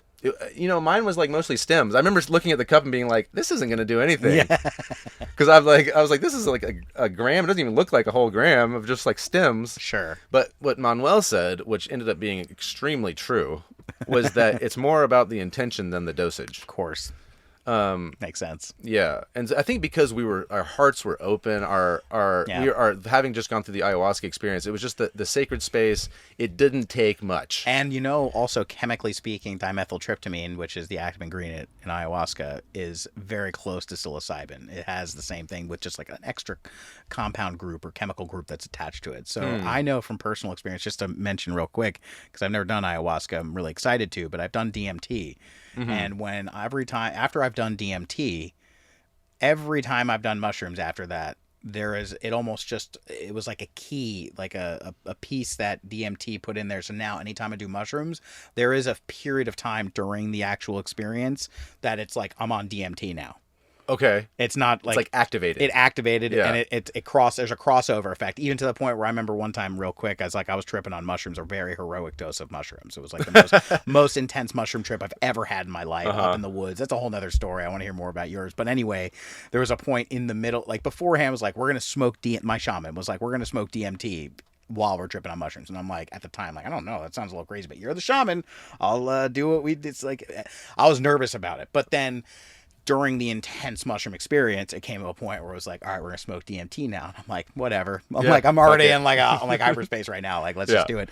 And I remember taking this huge hit of DMT, which in traditional situation, it would blast you off to another universe. But in this situation, there was a sense of catapulting, but it was like catapulted me right to where I was. There was no change in the effect. Mm-hmm. So anyway, that was just a little sidebar there. I can understand why even just a little bit of mushrooms after doing ayahuasca, because the DMT and the psilocybin interact in such a way that, like, okay, so I want to hear where this is going. So let me go back and just let me share quickly something I forgot from the night before with the ayahuasca. Mm-hmm. So on this little section where my little bed was, it was like these 2 women to my left that were participants, but then to the right was like the translator, the 2 translators, and then the chef and her son. They were all kind of like going off into like the end of the line of the queue. And during the ayahuasca, first of all, I wanted to make sure I mentioned that when I had my eyes open, I saw a little like purple light, like a beam, like a laser pointer. I saw a purple light like outside the window, and it was like it just came in and just boom, like hit me right in the third eye. And I was like, whoa, interesting. And I remember I mentioned that during the integration circle, and the woman, the translator that was to my right during the whole weekend, she saw the purple light too. No shit. Yeah. Wow. So that was cool. But also when during the ayahuasca, Manuel came over to them and gave them hape. Do you know what that is? Sounds familiar. Rape is another word for it. It's like the shamanic snuff. It's like tobacco. The tobacco snuff. But it's very, very fine powder, and it's administered by like he blows it into your nostril. Nose. Yeah, I've seen that. Yeah, I've seen that done before. And so I saw this because they were right next to me, and I was like, what's going on here? And she was like, I was like, what is that like? And she just said that it really grounds you. And I was like, I don't want to be grounded right now. Yeah. So later the next day when we're on mushrooms, so where were we? We eat the mushrooms. It's a very small dose, but like, Manuel was right. It didn't take much. I was just like starting to feel all kinds of emotions. First of all, I think I'm trying to get the order of events here. Because it was kind of like after we started that ceremony, it was just like, do whatever you want. So I think, do whatever you want, meaning like we could put on our snow stuff and go play outside in the snow. Okay, so you're not like confined to like, okay, everyone we're doing ayahuasca, sit in a circle and just have our experience. Now it's like here's mushrooms and like go out and be free to exactly. But don't go too far. It was like don't leave the property. Yeah, let's go later, dude. But but it was just a beautiful place where we were. Yeah, and it was just dumping snow the whole time. It was literally just like a snow wonderland. Storm, like just up in the North Pole. So there wasn't much visibility because of that. On the last day, it was clear, and it was like you finally got to see this incredible vista of like where we were. Wow. But when it was like the mushroom part, it was just snowing, and so I was like playing outside, like talking to different people. We went on to like the deck, of the house itself, and like cleaned off some seats, and a few of us were chatting, and eventually I wanted to go back inside, and because I was starting to feel like emotional. I was thinking a lot about my dad, like grieving still, it's still there, of course. And I think I went back inside and was just kind of over in my little bed, just like crying. I was crying a lot, and there was this one guy who's actually the husband of remember I was saying the woman who's the shaman in training? Yeah. And I didn't realize they were married at first because they were across the circle from each other. Because I think, especially with ayahuasca, you don't want to like be like feeling like you have to take care of somebody else, Yeah, so like course. so I think that's what they've done this before, and they decided they knew that they should be on the opposite sides of the circle. That's a really wise thing, yeah. But so they are very tapped in. They are on like, when I say they're on the level, they're on like the level above the level. Yeah. But this guy was like sobbing, like crying so much during the ayahuasca or the mushrooms? No, the mushrooms. Okay. And I think he shared later, and I think he was really feeling like the sadness, or like all of us were carrying. He was I think he was helping us all process like this. I know exactly how that. Yeah, so I was feeling sad. I was like crying, and then and I remember I had brought some incense, but I wasn't sure if it was like cool to like just light it inside. Yeah. And I was thinking about it, but then I noticed that somebody across like in the circle had incense. And so I just like went right over there, and I was like, "Ooh, incense!" And I like went, and I was like, "Can I hold that?" And that's things started to kind of shift. I was like coming out of like being sad and just back into like just feeling really open.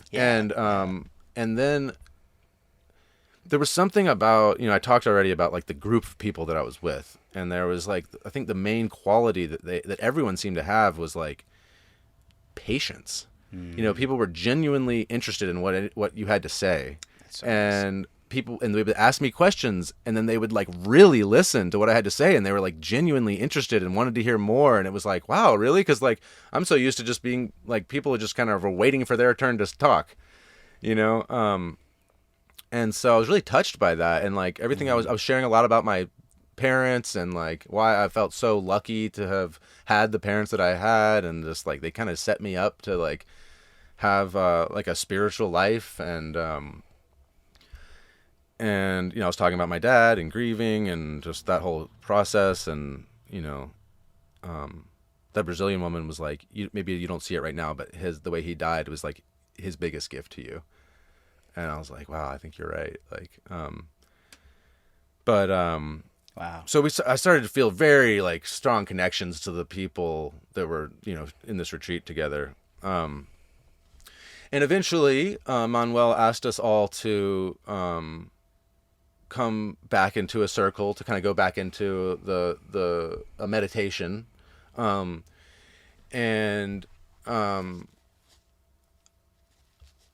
yeah, it was just, I mean, it was just beautiful. Like I just remember laying back and kind of meditating and just reflecting on everything and just feeling so connected to all the other people in this retreat. It was amazing. Wow.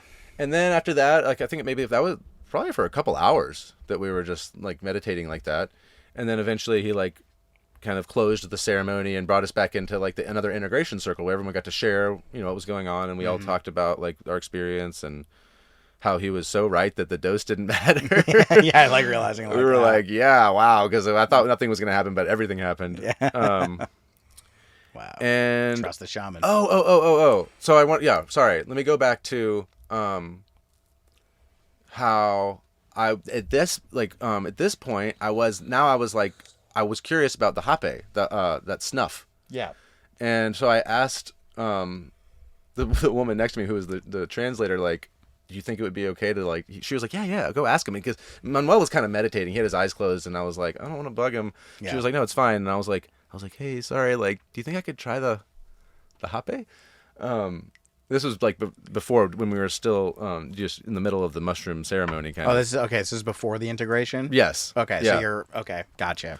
Yeah. So he was like, oh, absolutely. Like, he brought it over and like, you know, was very careful and patient and like describing how like what it's going to be like. You know, it's both nostrils and you have to have like something to blow your nose. And oh my God, it was amazing. It was like the most grounding, centering, like it just puts you right in the present moment, like the here and now, like all the other like memories or worries about the future, everything is just gone. And you're just like, whew, everything is great.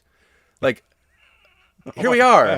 It's like this beautiful, It's just like Wow. instantaneous. You're just like, whoa, awesome. That sounds amazing. Yeah, it's great. I mean, and then some of the other guys that were, you know, participants that were like, yeah, man, like I have some at home. Like, you should just get some. Like, it's awesome. It's like a ceremonial grade. Yes. Blend, I would imagine. Yeah, very specific. Because Yeah. I've tried. I when I was in Don't college, just like take your cigarette and break it up and sniff it. No. Like when I was living in Colorado, I there was a phase where I was doing snuff, and it was a little container of like really, really fine powder. But I imagine this is more than This is just shamanic snuff. shamanic It's not. stuff. This is not. You your don't buy this regular at the snuff. 7-Eleven. No. Yeah, you got to get it from the shaman. I'm not Yeah. sure where it comes from. Yeah, no. Don't just go sniffing tobacco. No, definitely not. Definitely Not not. a good idea. So yeah, I had a really great experience with it that first time. And then, you know, so we did our mushroom integration circle. Everyone was sharing, and it was just, you know, more really at that point, it was just really so much about the connection to everybody else that was there, and not just the normal participants, but the facilitators too, and the shaman, Manuel. Oh, and one of the things he said was that the greatest medicine, the best sacred medicine in the world is hugs. Yeah. So there was a lot of hugging going on. There was actually multiple times throughout the retreat where it was like everybody hugged everybody, you know, like specific, like intentionally, like we're gonna like. But then aside from that, it was like everyone was just hugging all the time anyway. Yeah, that's amazing. And then like these really beautiful, long, extended embraces. Like, and we were talking too about like a lot of times people hug for some whatever reason, like on the right side with like you put your head to the left. Yeah. We were trying to remember to do it like heart to heart. Sorry. Yeah, the left side hug. It's always like sometimes you go to hug somebody and it's like which side? But like, and I think for some reason in our culture it seems to be more the other way. But I was really trying to like do it like the counterintuitive way, which is like your actual hearts are touching or more. Yeah, where close. your heads are going over the left shoulders. Yeah. So like these long extended embraces, like really feeling each other. And like heart to heart like hugs. It's just beautiful. Fantastic. Just Forgot beautiful. about that. Yeah. So then we had dinner, and like the whole thing. These meals were very like light meals, very clean, healthy, like all vegetarian, of course. And I think that night was like a pozole, like Mexican soup with like just veggies, and the broth was just so nourishing, and it was just like magic. It was like you could taste the love that it was made with. And, Wow. oh, and the night before, no, when I guess it was lunch. Okay, maybe the pozole. I don't know the order. It doesn't matter. Yeah. She also had prepared tamales that she made with her mom and brought to like cook there. And the tamales were incredible. Again, it's like you could taste the love. It was just like we were just like, thank you so much for making this food. Wow. But we didn't eat a lot. It was all very light, you know. Yeah. Like fruits and nuts and then like occasional like these. I think it was just the 2 meals really. The whole weekend was the pozole and the tamales. Aside from just like yeah, like the fruits and nuts basically was the diet. Basic. Keep it clean. And oh, it's raining, huh? Yeah. I was like, what's that noise? So, can we take a break for a second? Yeah, absolutely. We can take a break. Okay. I'm like hot too. All right. Check. Check, check, check. Okay, we're back from a bathroom break. All right. We're rolling on there. Yep, it looks right, yeah. like it's definitely rolling. Good. Yeah, bathroom Although, breaks are part of I life. should just point it more at you. I guess it's fine. It does. It's not pointing at anything, you know. Yeah, It's just just the capturing. seam is like right on your nose. Oh, the seam. Isn't the seam like on the edges? That's over what I here? mean. It's just like Okay. cutting off your face. All right, Eh, whatever. We'll deal with it. We'll fix it in post. Or maybe it's just only showing me like a little preview of. It's not showing me the full dome. Yeah. Oh, No, okay. Yeah, we're probably good. Yeah, I think we're good. All right, let me stop touching your stuff. Yeah, no worries. You can touch my stuff all you want. All right, just do a little smudging here. Intuitively, I was like, oh man, I forgot this was here. Yeah. Got to bring out the. Cook up some sage. Awesome.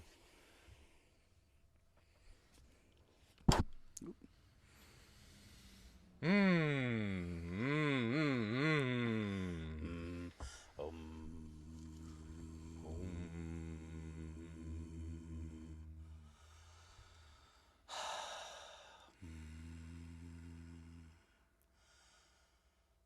know, it's such an. I just before we get started here, I just recently went down this because I've had this really incredible. Because I've always been in my head a lot, and spirituality has been a real mindful, heady thing. A mind-body relationship concepts like this are very clear to me. But the whole relationship, like when you said the whole pointing, like up here and down here, and the balancing, that to me is what I've been going through a lot lately. Is the integration of body and learning about the cells and the intelligence, learning about the digestive system and how your gut bacteria and your mind are so connected.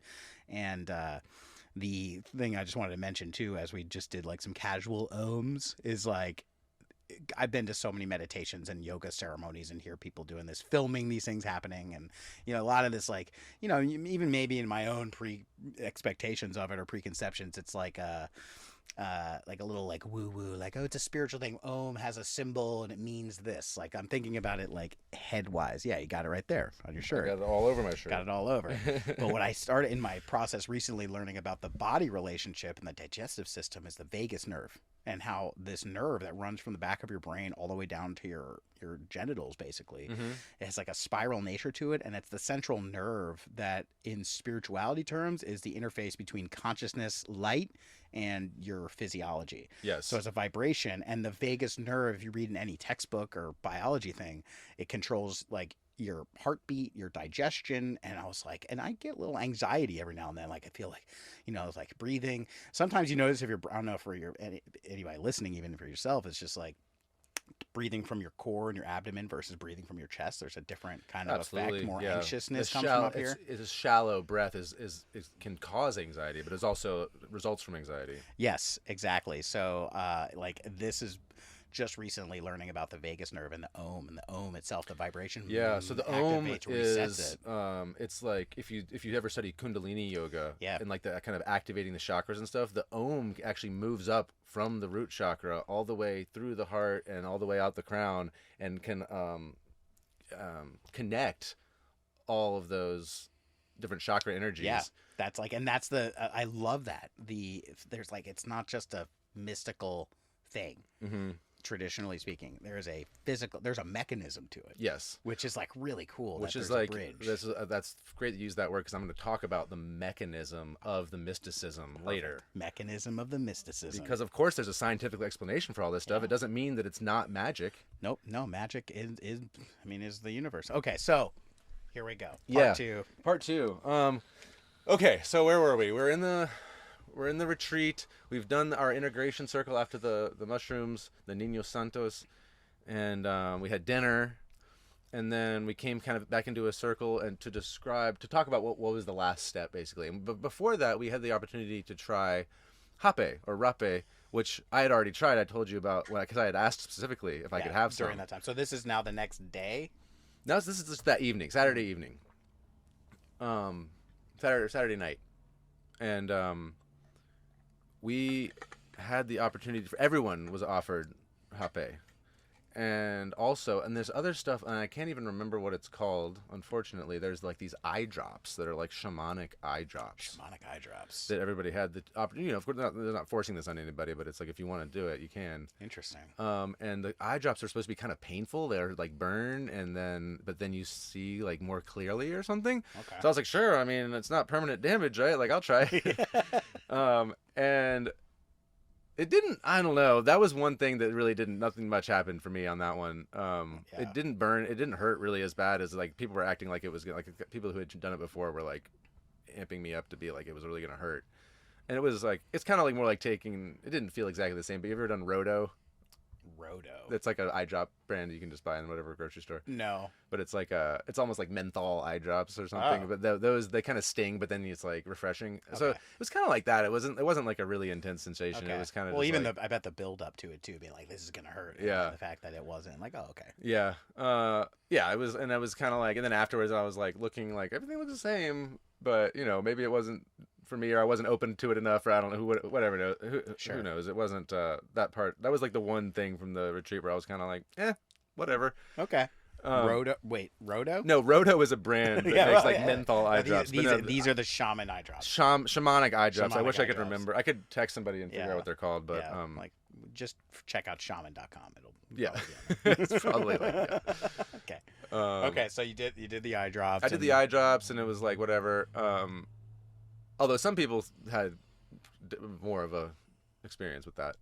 Sure. And then with the hape, he told me before we did it that this one was like a lot stronger than the one that I'd done before. This blend. Yeah, it was like I don't know if it was a different variety or like it was going to give me more. It was like okay. I think it was both. It was a different variety and it was more. Okay. And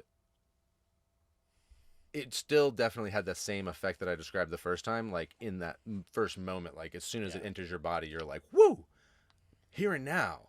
Welcome to the present moment. Like, okay. It's amazing. Yeah. But after that, and I felt like this before from like when I smoked. I'm very sensitive to tobacco. I don't know if that's why this happened, but like in the past when I've smoked too much tobacco, it kind of just makes me feel icky. Yeah, for sure. And so that happened, and I just was like, not like I'm gonna throw up, but just kind of like I don't feel so great. Yeah.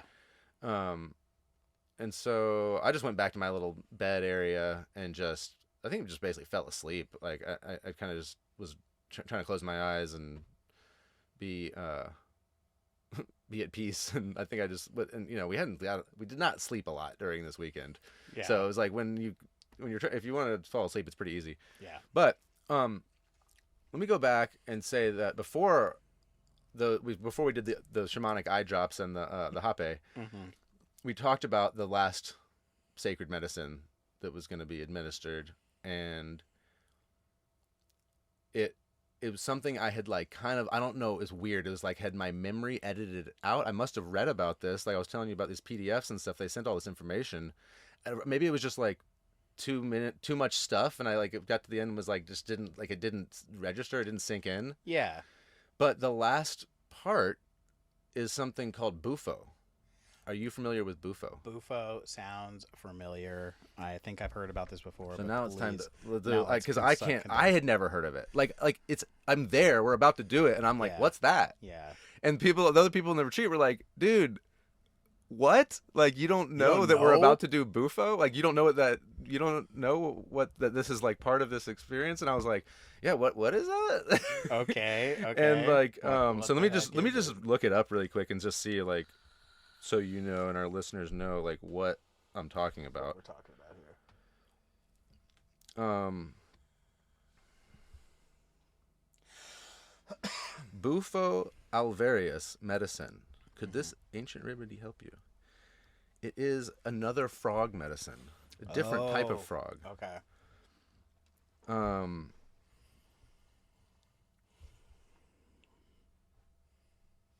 Larger and perhaps prettier than its dry, bumpy cousins, the Colorado river toad, also known as Bufo alvarius, has a mostly smooth and shiny olive green complexion. Yada yada yada.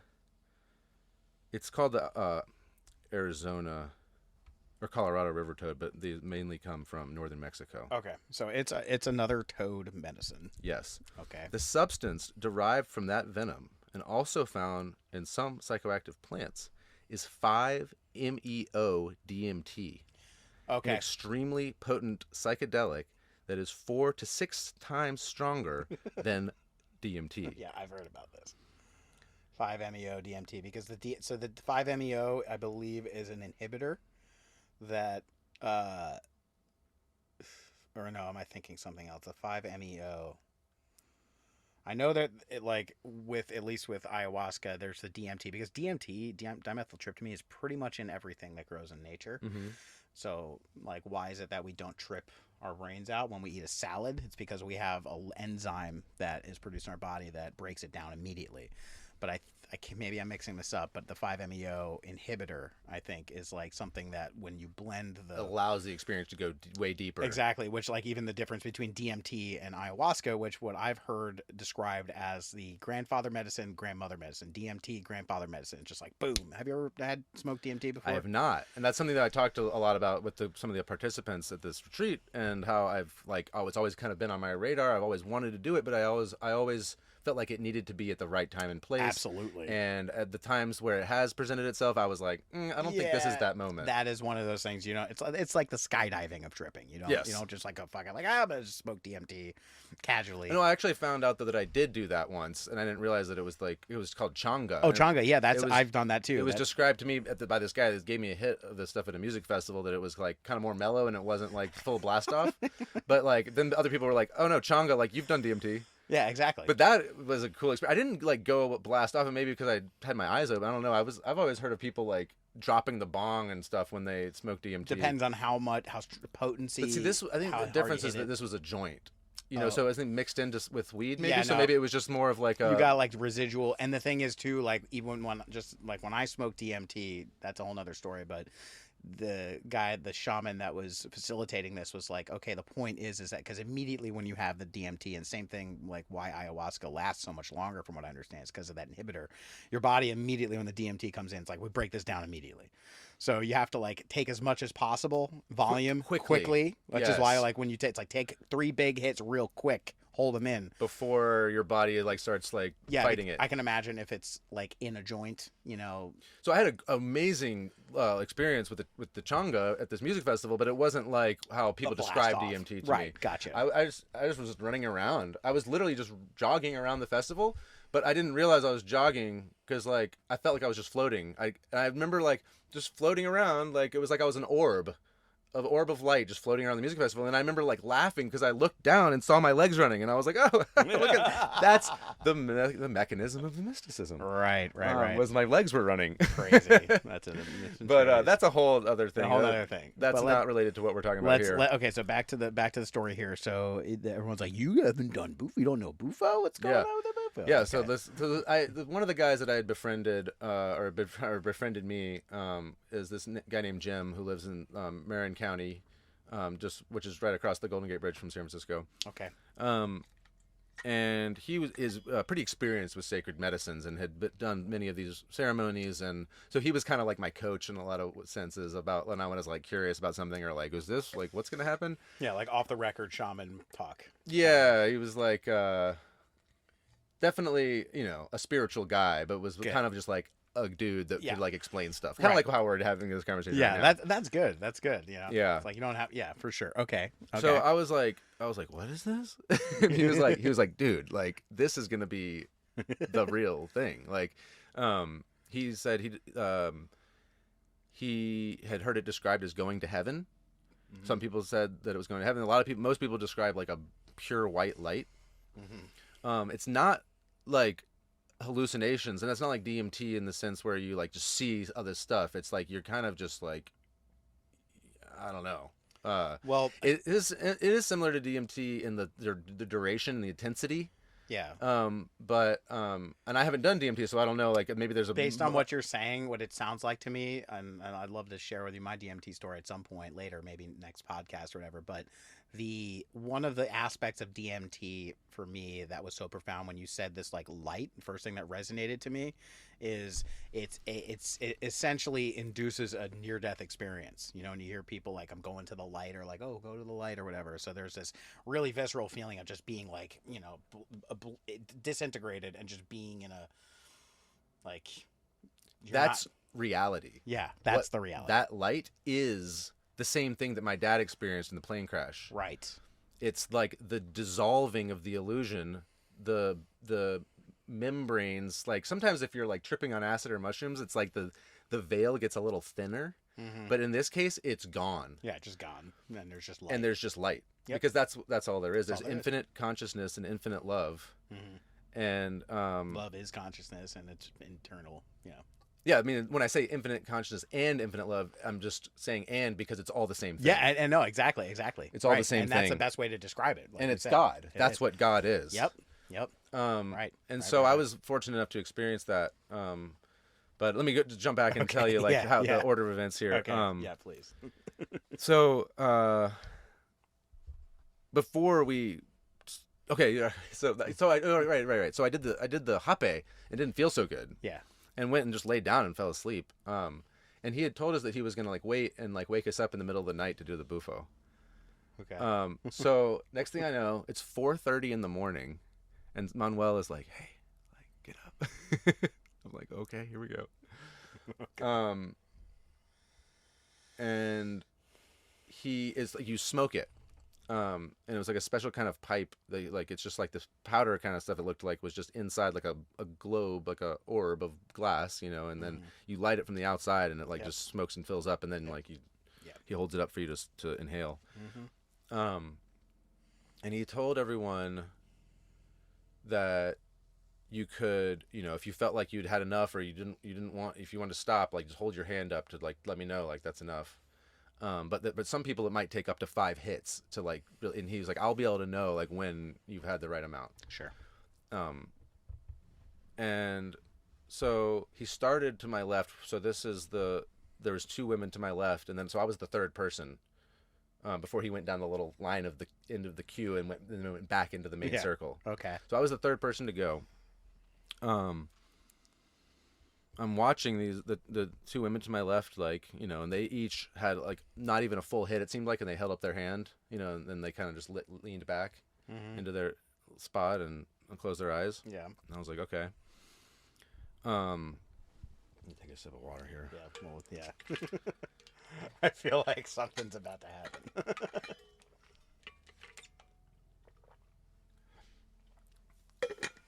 happen. Yeah, so Manuel comes in front of me, you know, he's like, are you ready? And,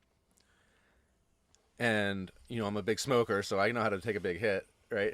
So he lights it up, and I took a big hit and held it in and then breathed it out, and he had another one ready, and I did the second one, which is I think even a little bit more, and held it in, and immediately I could feel just energy coursing through my whole body. And like he didn't, you know, we didn't have to say anything. It was like I was just like started leaning back, and just the next 5 minutes or so, probably, I cannot even tell you what happened. I don't remember or know what happened next, but I know that like my heart was just cracked wide open. I definitely was experiencing that pure light, you know, pure white light, the most beautiful light, and just emanating out of everything. Like, later I tried to describe it to someone, and I thought of that scene in The Matrix when Neo jumps inside Agent Smith. Oh yeah. And then like he kind of like cracks form, and like there's light shooting out from inside him. It's like that's what everything is like that. Like everything has like this, like if you could poke a hole in like the illusion of reality, like it would just be like the most pure white light like shooting out. Right. Wow. It was kind of how how I could describe it a little bit like that's that. A great description. Wow. Holy shit. And as I kind of, I don't even know if my eyes were open or closed or anything, but as I kind of like started to become a little bit more aware of like my body, I do remember, and I don't know if this was like a hallucination or real, but my hands were like super pruny. Like if you've been in a hot tub for an hour You know what I mean? But like even more like shriveled kind of. And I was like, ooh, that's interesting. But like, I don't know. That was just kind of an aside. I don't know if that was. I think it was real. I think it did that to me. Yeah, like For whatever reason. sucked out the something or whatever. Yeah, and then the most amazing thing started happening. Nobody else in the retreat had a reaction like this that I witnessed, because everybody else just seemed to be kind of like laying down or whatever. But I, not like thinking about it, but just this what happened is that I don't know if I was like stood up on my knees or actually like stood up all the way, but I started like doing the most like intense Tai Chi, for lack of a better word, that you can imagine. Like I was just like channeling energy. It was just like flowing through me from all these different directions. So I was like breathing in and out, like really intensely, like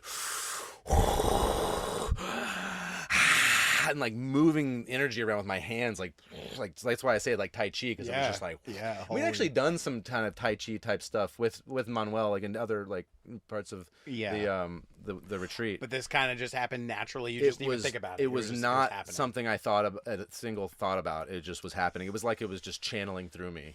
Wow. And like I said, nobody else was doing anything like that. Like, and people, and I remember that. So the guy Jim that had kind of like taken me under his wing, he was like across the other side. He hadn't even gone yet, but he was. I remember like he saw me and was like, "Yeah, dude, like right on." Oh, and he later told me that like witnessing my experience really reminded him of his first time doing Bufo.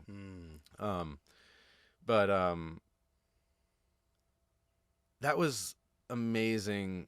Just like beyond words. Like you can't even describe it.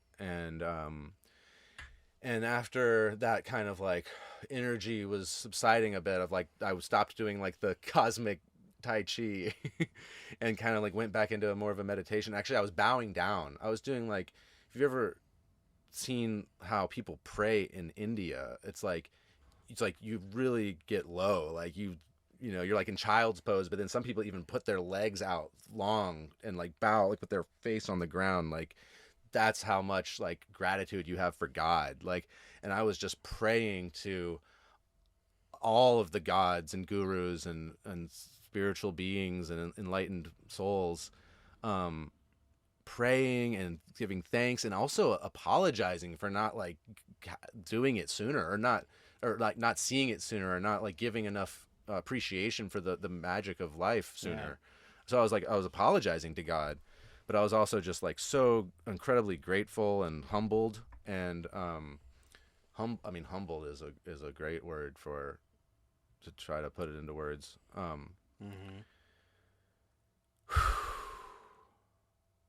It's a just life-changing experience. And eventually, you know, I started just kind of like tuning in, watching, you know, what was happening. Oh yes, very important. Before the kind of effects completely wore off, after I'd done my cosmic Tai Chi and I was just kind of coming back into the like meditation, Manuel, because again of the shape of like where we were, he kind of passed back in front of me on his way back around to like the main circle.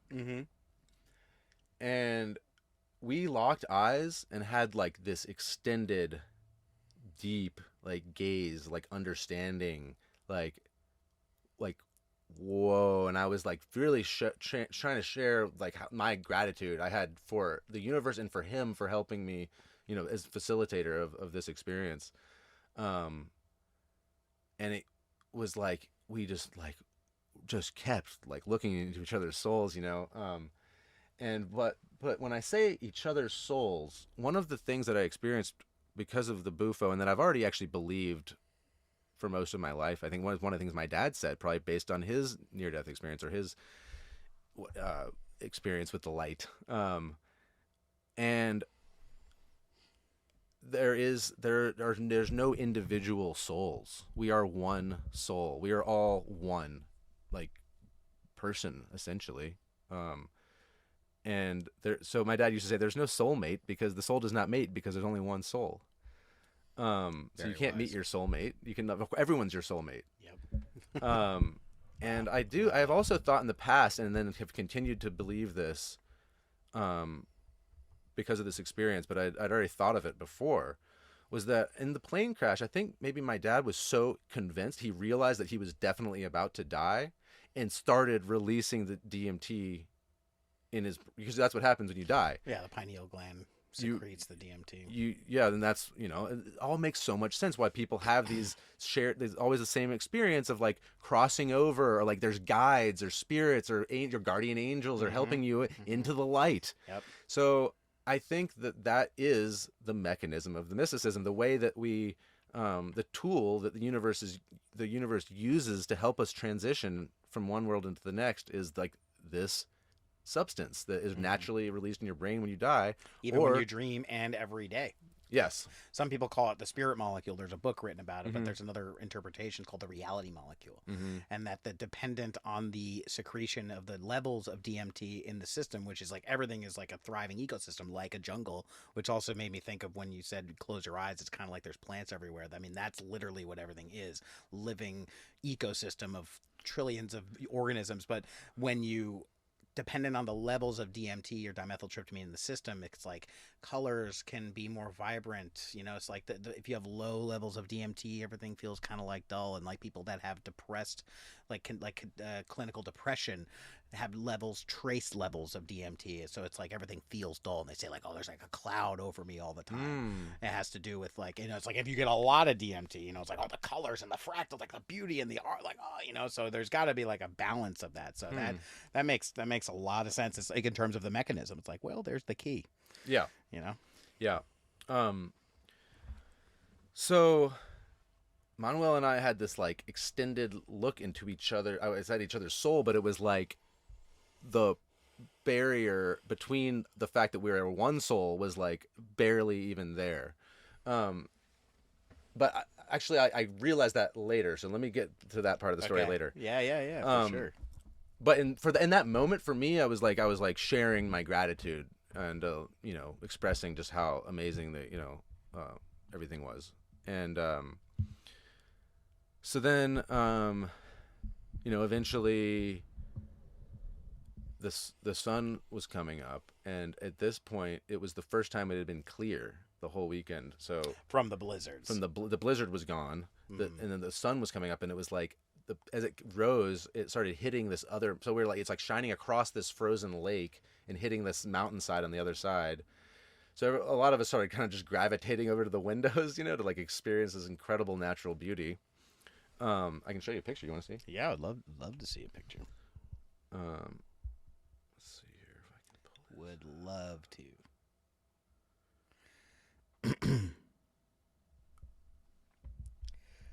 Here's the drive up before it got dark. Holy shit. Yeah, that's winter wonderland up there. Wow. Oh my god. And, here's like driving at night. Just went on for like an hour like this. Wow. Huh. That's wild. And then here's the house, so you can see what I mean about this low wall. Yeah. So that's why a couple of us were over here, and the rest of the circle was around there. Oh, okay. Yeah, it's like it's not a wall. It's like a shelf or something. Like a little. And that's not Manuel. That's I can't remember his name. He was one of the facilitators who was just. Were the lights on like that the whole time? No. The lights were off. It was like during the ceremonies, it was just like candlelight. Candlelight. Okay, yeah, of course. Yeah, this is when it was snowing. You see what I mean? You can't really see much visibility. You just see it's snowing. Or I'll show you again just so you can see the living room. Wow. Yeah. Yeah, so you can see everyone has their little bed set up here. And then you can start to see some of the view, but still the next morning is when look at this one. Look at that. The light in those mountains. Jesus. Wow. So this is like on the back Sunday morning, the last day after having this incredible Bufo experience. This is what we started to see as the sun came up. That's an incredible synchronicity of environment and inner experience where you have this incredible words cannot describe almost thing, and then in the blizzard coming in one way. It was so perfect. And then you just come out and it's just like sunny and magical looking. I mean, wow. That's so cool. Yeah. Incredible. And so eventually after we had like a lot of time where we were just looking out the window and like like reflecting on what had just happened. And, Yeah. eventually, after everyone had plenty of time to kind of go through their process, their experience, we did come back to like the last integration circle. Mm-hmm. And you know, everybody had amazing experiences, but I think again, I may have had the most like profound experience of anyone. I was just like flabbergasted, Sure. and just so incredibly grateful. And then yeah, I mean, I'm not sure what else to share exactly from the retreat. We during that last integration circle, one of the things that came up was like people were asking like, how can we keep our vibration so high like this? Like, what's it going to be like going back into the real? Somebody said the real world, and I was like, you mean the illusion world? This is Yeah, the real right, world. right. Yeah, you mean back at, yeah, exactly. That shows you But how programmed we are. we asked how to keep it going, you know. Mm-hmm. And it was interesting that he not hesitate. The very first thing he said without hesitating was, "Don't eat meat." Really? Yeah. Wow. And then there was a whole like spin-off conversation about meat. But he basically said, just keep going with all the things that were the restrictions. Keep it going. Keep it going with the diet. Keep going with not having sex or masturbating. You know, don't. Yeah, just don't do all those things that you know that you shouldn't do. Yeah, that Basically, essentially taxed your system to work harder because the body is constantly like I've been learning a lot about the liver lately mm-hmm. and its role in detoxifying the body Mm-hmm. and how many functions it serves. There's like 500 plus things that the liver alone does and how integrated the whole system is. And when everything is working in harmony, when you like, because the thing is there's bacteria in the body and there's all about balance. There's good bacteria and bad bacteria. We come from a culture where it's just like kill all the bacteria cause infections, but then that causes, you take this one thing out, create super bacteria, and right? then you create super bacteria, and then your liver or whatever has to function harder to work everything. So even when you eat the food that goes in, depending on the level of food, it has to break it down. It takes energy. That's why, like, certain foods after you eat, you feel fucking exhausted, and then other foods you eat them and you don't, you feel good afterwards. So that's an incredible thing to like recognize, Yeah. that it's like, the body is intelligent and the mind is an interface. Yeah, we have the ability to heal ourselves, but nobody knows how to do it. Right. It happens automatically all the time, but yeah, when you start to like actually use the system instead of just being on automatic drive, you go into like knowing how to drive, like when to throw it into gear. That's That's a good analogy, yeah. Then you get more use out of the system. Totally. Yeah, I mean, because the body is just the most incredible vehicle you could ever own. And most of us are just using like the factory preset and not like trying to really use it for what it could. It's and it's capable all of. and something that I've like in a lot of my experiences have really it's been a process to like come to really like own this idea that it's all like you said, like like in your father said, it's just there's just one soul. Like everybody here in a sense is really a reflection of one thing. There is no separation.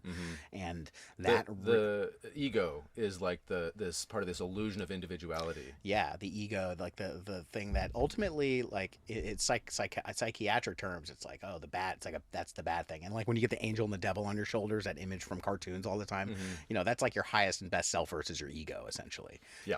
Like all of your expectations, and it's like historically for thousands of years been seen as like a bad thing. And even psychiatry is like, this is bad, you got to transcend the ego. But there's a purpose to that in the sense that it like is there to protect you. And just like the subconscious mind, like when you learn something, the subconscious makes it so that it's like hard to unlearn it. You had like walking. Yeah. If you had to, subconscious, we walk subconsciously. if you had to think about if there was no ego and there was no subconscious, that means that every time you would have to get up to go walk, you would have to be like there presently, like one Where foot. does the next foot go? Yeah, like oh my god, how can I do this? But like the subconscious Yeah. makes it so it's habit. So there's a function to that. But in a sense though, like the world that we've been living in is that illusionary state of separateness. Like we see it as bad, but like back to what I was trying to say before was like the thing that I've had a long time still working on integrating.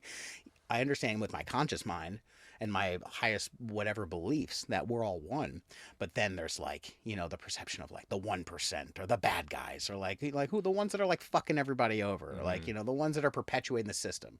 Like could it possibly be that there are ones that are like exploiting the fact that we're on autopilot, like factory settings to like, you know, use us like in the movie The Matrix, you know, like, is that a thing? So there are a lot of times, even in spiritual circles, people are like the good versus the bad, the light versus the dark, and there's the evil doers and, you know, the light beings and all that.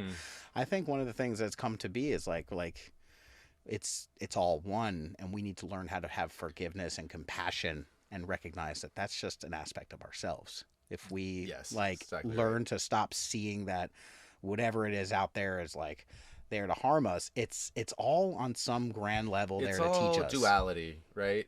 Everything, and that's how we experience life is like in waves. You know, it's all on, off, back and forth, night, day, Yeah. yes, no. But and we talked a lot about this in the retreat about duality and about balance. You know, it's like finding. It's always going to be. There's always going to be that ebb and flow, but you know, finding balance. And the thing that I feel doesn't ever leave, regardless of if it's good times or bad times, or you know, yes or no, is the love is always there. Yes. And that's like can always, yeah, the love will bring you home. And That's what it all is. Yeah. It's an amazing and we thing. talked a lot about the ego too. Like there's a lot of questions. People had a lot of questions about ego things, Sure. and so Manuel talked a lot about ego, and you know, like about how to nurture your ego, because you can't just like put it in a cage. Yeah. Or like yell at it. Yeah. Yeah, that's not. It's like Blame it you for have things. to have a healthy ego, just like anything else, and accept it. But you know, maybe we should look up this quote because I'm going to totally butcher it. But there's a when you know, we were talking about the Brazilian woman who was talking about like the head and heart and the balance and all that, Yeah. and I thought of it then too, and I again probably butchered it, but there's something about, I don't know if this is from a poem or a spiritual leader or somebody, but it's about like this idea of when your heart is serving your mind, it's like a cruel and terrible relationship. But if you can make your mind the servant of the heart, it's like a beautiful servitude. That's right. Like, And that is amazing. I've heard things like that in different aspects. Like number one, there's a Lupe Fiasco line in a thing. It's feel with your mind, think with your heart. You know, it's that pole reversal. Yeah. And again, like the duality, it's like we are programmed and conditioned and used to this, like you have to make a choice, it's got to be one or the other. I'm more of a I'm more like into math and science, you know, like, but then I'm more into like meditating and feeling, you know, it's like we have to make a choice, or we're predisposed to do this. It's all about the balance between that. And it's really interesting to what was it, the making decisions, you know, like coming to the fork in the road. There's two ways you can go. Part of the illusion, by the way, because we go everywhere all the time. Every time we're going down every road. yeah. So it's just like in our mind, like, okay, which way will I go? And your mind will project yourself going down all the different ways. And honestly, the mind is like an infinite possibility of like, it's just like the fractal engine quantum computer. Like, okay, like all of these different options, billions, trillions, infinite options, Yeah, fractals. it's like a computer that's running all these different models of like how it could go wrong. Basically, Exactly. And you're trying, and if you get caught up in that, it's like, you know, and there's a purpose to it. It's really good to have that. I love the quantum computer of the mind. But what's different about it compared to the heart and the way the heart makes decisions, the heart is on off. This yes, feels no. right. It Yeah. either feels right or it doesn't. Period. Yeah. And that is like, just like you said, it's like if people can, what was it again? You said, I mean, we should maybe just look up the quote. Yeah. Because I know I'm getting it, but like in your own wrong. words, like, but it was yeah. basically this. Yeah, the idea that if your heart is serving the mind, that it's like kind of a cruel situation. But if you can make your heart the master and your mind the follower, or the devotee, then it's like this beautiful relationship, because it's the mind is so powerful, but it's like you're using that power for love. Right. And another thing that comes to mind too that made me think of is I remember reading a study about ancient people and how their brains, there's this thing, neuroplasticity, the way that the wiring, people get caught up and say like, my brain is wired this way. The brain is a computer, but the mind is like the virtual reality simulation that is the experience of the brain. So it's like some people are like, oh, my brain does this. It's like, did your computer make the word program? It's like, or is the program like the ones and the zeros and shit? There's the hardware and the software, basically. Right. Okay. So they've been doing studies on ancient people and the way that their brains were wired, and to account for like why we can't understand things like in ancient Egyptian or Mayan mythology, their hieroglyphics. Like notice that those cultures a long time ago, they used pictures to just like to communicate, whereas now we're using words, different kind of script, linear reading like this, as opposed to looking at a picture. It says the whole thing, like the Om, right? Like that picture says so. A picture speaks 1,000 words. Images like kind of start in the middle, right, and expand out in every direction. Exactly. So what they, like a mandala, just like a mandala. So like think about the Mayan calendar, big mandala. So like right? a medicine wheel. Yeah. So that what they were discovering, I don't know how the fuck they did this, like science wise, but they were able to determine that the way their brains were wired was different than the way that our brains are generally wired. And the way our brains are wired, to just start there, because that's like we can relate to this, is an effect called brain dominance theory, meaning like some people are like you said, like a wave. Like some during the day, sometimes we're more in the right brain activity, but then throughout the day, sometimes we're more in the left brain, and it cycles throughout this. And then generally, like this is like a pop culture term. Some people are like, oh, I'm more right brain, or I'm more left brain, and the left brain and the right brain have different associations. Right brain is emotion based, controls the left side of the body. Notice there's like a theme of balance and integration here, but the right brain is like the divine feminine that receives and can see pictures, emotions, and feels things. If you're looking at a brick wall, the right brain sees a wall, whereas the left brain is more logical, linear, time-based. Okay, what comes next? It's the divine masculine. It's a putting out force, following like an arrow going from the bow to the tree. When the left brain looks at the wall, the left brain sees all the little bricks as opposed to the wall. So it's like not seeing the forest for the trees or something. What's that phrase? Yeah, that's right. Exactly. Like that's exactly the same thing. So like in our world today, our brains are like in such a like for lack of a better expression, like in competition, like which one is going to perceive the moment at this given moment. And we're fluctuating back and forth. Interesting. There's a purpose to it. There's nothing wrong with it. It's just like that's the way it is right now. But yeah. And when we look at something like the Mayan calendar or hieroglyphics, it's like, what the fuck were they? What, like, they were obviously intelligent. They obviously knew how to track the stars and shit, and like probably stuff we don't know, like how they build the pyramid. Like it's like when we look at it, we're looking at it with right left brain. Like we don't get it. What this study showed somehow was that the way the ancient people, and this comes back to what you were saying before, okay, about the mind and the heart. The ancient people, like the Mayans, through genealogy, whatever, I don't know how they did it. It'd be really interesting to know. Their brains, and like imagine like a information coming into the computer or the brain. Ours, like right, left brain, try to compete for it. Duality, right? Ancient people, when the thought or the information came into the brain, first, it went to the right brain. Right brain first, because think about it, big picture. First is the receiving divine feminine, which also, if you look at it between heart and mind, the heart is like the right brain. The heart is the one that receives yes, no, how you feel, whereas the brain and the mind is like how you think. So first, for the ancient people, how do I feel about this? How does this fit into the big picture? Then is directed to the left brain. Okay, then we can put now that I know how I feel about it, let's like be analytical. Exactly. Yeah, that's exactly like the same idea of like the letting the heart lead, and and that's how the ancient people did it. Heart. Yeah, it's beautiful. Isn't that wild? Like it's just like when you say that too, it's like I didn't heard that quote specifically, but I resonate with them. It's like a that's our true nature in a way. Wow. Well, let me continue if you don't mind. I'm so yeah. There's more to come. I would love to hear it. The best actually is still yet to come in my story. No way. So, I let me just fill in some like kind of logical details here before we get back to the magic. Yeah.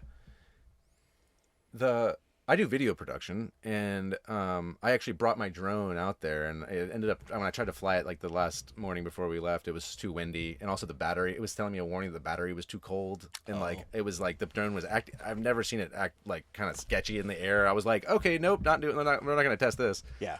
So I didn't really do much with the drone, but I did have it out, and I was talking to a little bit about like that I'm trying to get video clients and things like that, and Manuel, the shaman, was like, "How much do you charge?" Like, we should make some videos. I was like, No kidding. "Okay, yeah, definitely. I mean, we should definitely talk about it." And then when I came back, this other guy, Andres, who I was saying he's more of like the coach guy, not or like the he wasn't there. He wasn't at the retreat. He was the one who found the location. He's like the like the like logistics producer, guy, the producer. more logistical. He's like he's a scholar. I mean, he's definitely like shamanesque, but with kind of the more a focus on like facilitating for everyone, Gotcha. like the just logistical stuff. Yeah. So he was the one who had called like the snowplow to come plow our driveway so we could all leave. Yeah. Okay. Things like that. Yeah. So and he was like there's a group chat, like a WhatsApp group chat for everybody that was in the retreat, and he was in there too. And going home, I felt amazing, just like driving back and just like feeling so connected to everything and just so much gratitude. It was like I had put my ego kind of in the back seat, and was just feeling incredible. But at the same time, I was also feeling a little like headachy and kind of like a little weird, like just in my body.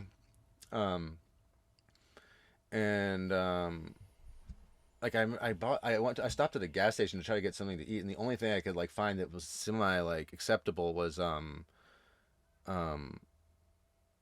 the kind bars, but it was like a little like crumbles, like little, just like a bag of like little pieces. Like like the granola crumbles. Yeah, and there was like some dark chocolate and just like nuts and fruit, like dried fruits and nuts and stuff. And I was like, okay, I think I can handle this. And then I made the mistake. I think this was a mistake, but I also, for some reason, my mind was like, "This is a good idea. You need Gatorade." Oh God, here we go. And I don't know how much that, but yeah, I feel like that's probably, now thinking back, it was probably just the Gatorade, the sugar in the Gatorade. Yeah, right. Yeah, that's probably why. Because I was thinking like, oh, it's supposed to like replenish blah blah blah, like some stupid marketing that somehow electrolytes. Yeah, electrolytes. Anyway, I don't know. I can't tell you exactly why, but like, yeah, like driving back, I was feeling amazing in my soul, but like my body was starting to feel a little weird and kind of just like headachy and like, and then got home fine, no problem. I like, just like you said, I showered and just took like a deep nap. And then I had some frozen sweet potato fries in the freezer, and I thought like this seems reasonable. Like I don't think this is gonna kill me, and it just about did kill me, because I cooked these like sweet potato fries, and I guess there's just so much seasoning, like the prepackaged stuff. It was just like salt and pepper and whatever else. Like it was just a lot of flavor. It was like smacking me with this like intense, crazy flavors. But for some reason, I kept trying to eat it, even though I could like, it was like hard to stomach it. And then, yeah, I started feeling just bad. Like, I remember I was walking the dog. I was just walking around the neighborhood right here. And like had this burping. It was like I had like I call it being gurpy. I don't know if that's a real word, but it was like this sensation of like constantly needing to burp. Yeah, yeah. And like it was like trying to get the burp. It's like the burp is stuck and you can't get it out. And like eventually I was like burping up like these sweet potato fries. Oh like God. so it was like little miniature like throw ups and like Ugh. I was like, am I just purging because I was supposed to? I never did Another before, or I don't know what's going on. I felt freaking terrible. It was so annoying. It was like I wanted to just throw up and I couldn't. Eventually I was like after the walk I was like back in the just hugging the toilet, just like trying to throw up and not being able to. It felt terrible. Finally, I just like went to sleep. The processed food, probably, like processed ingredients. I mean, Yeah, maybe. yeah, it was weird. So I definitely didn't feel good. I just went to sleep, and like fortunately the next day it was like that feeling was gone. But then I started to feel like definitely like the headache wouldn't go away, and I started to have like fever and chills. Like full on. I was like, am I getting COVID? Am I getting the flu? Like, but it wasn't, there was no congestion. There was no sore throat or anything like that. It was just like fever and chills and headache. And, I eventually like reached out to the group chat that, to just ask everyone at large, like, is anybody else dealing with anything like this? Or like, what's going on with me? And Andres, chimed in and was like, "Oh, don't worry, man. Like you're having a hardware upgrade." That's what he said. Hardware upgrade. Okay. I was like, "Okay, interesting." Like I guess he's like, "Yeah, it should pass soon. Like you'll be fine. This is like just yeah, you're still like this is all still part of the medicine. Like the process of the medicine." Mm-hmm. And Manuel had also said like that the real medicine starts when you get home and start like unpacking all this shit. Makes sense. And so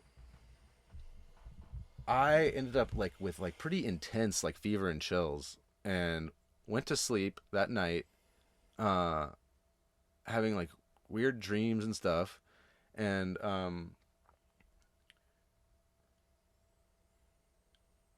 woke up at like 5 a.m. drenched in sweat. The fucking bed was soaked. Oh my like God. completely soaked. I was like laying in a puddle practically. Damn. Drenched in sweat. Felt amazing. Felt perfect. All that like symptoms were completely gone. I got up out of bed and was just like walking around like, wow, whatever was here with me is gone. And the fucking front door of the apartment was open. What? Yes. So again, I mean, I kind of kept like this is like the theme of the podcast, maybe, but like the method of the mysticism or the mechanism of the mysticism.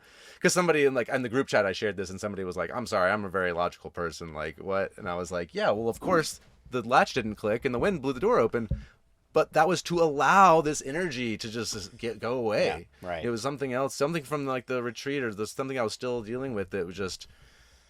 Whew, it was gone. Yeah. It was gone, and I felt incredible. No more symptoms of any kind. Wow. Yeah. Incredible.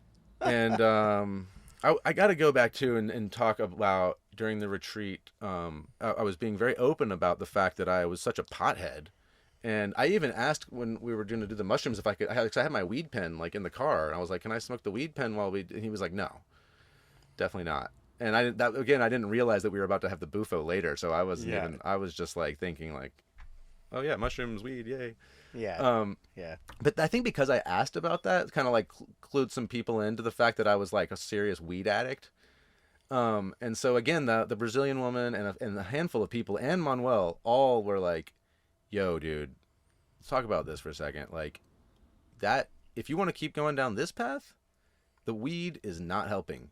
The weed for you, and people all, use it differently, and it can be a sacred medicine or whatever. But like for you, you are abusing it. It's your comfort zone. It's like you're numbing. You're just going. You're using it to be numb." Mm. And I was like, "Fuck, you're so right." And I was like, logically, like, "Oh, but like the Rastas are like this and that." And I was like, but for me, it's exactly what you described. Like you nailed me. Yeah.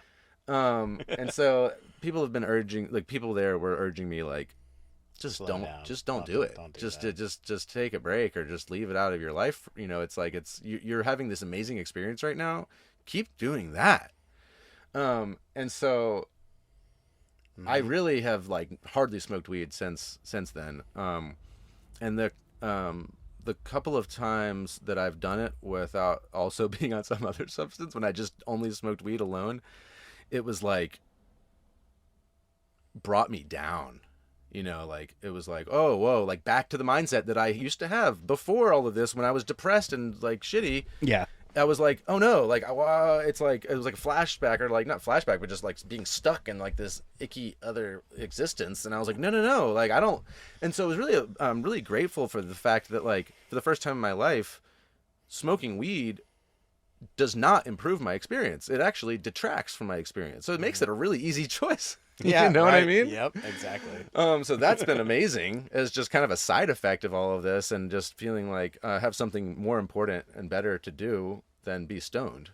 Um, so yeah. So this week, after the retreat, um, I wasn't smoking weed, and I was just feeling amazing. I was continuing with that meditation that I had described. Yeah. But after having seen the truth for, of like with the bufo, like the meditation was just even more powerful. And then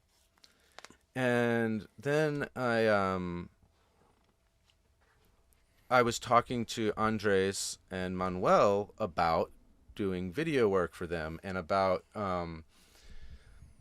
Natalia, my wife. I was, she's hearing about all these amazing things, and like, and of course she wants to try it. I want her to do it as soon as possible. And so I was like, hey, what if we did a trade? Would you guys want me to do whatever video work for you, and like to help, and then we can, trade off for the next next ceremony. How they feel about that? They were like, absolutely. Oh my god, that's yeah. cool. They were like, let's do it. But like more immediately, Andres is like, we're doing this breath work. It's like 45 days of breathing. We're going to meet on Zoom every day. And of course, there was a cost associated with that, but he was like, I was talking about this trade and everything. He was like, do you want to participate in this? I was like, yeah, but the money, blah, blah, blah. And he was like, well, look, let's not worry about the trade right now. What if I just offered it for this like much lower price? He kind of got the feeling he just really wanted me to do it. Mm-hmm.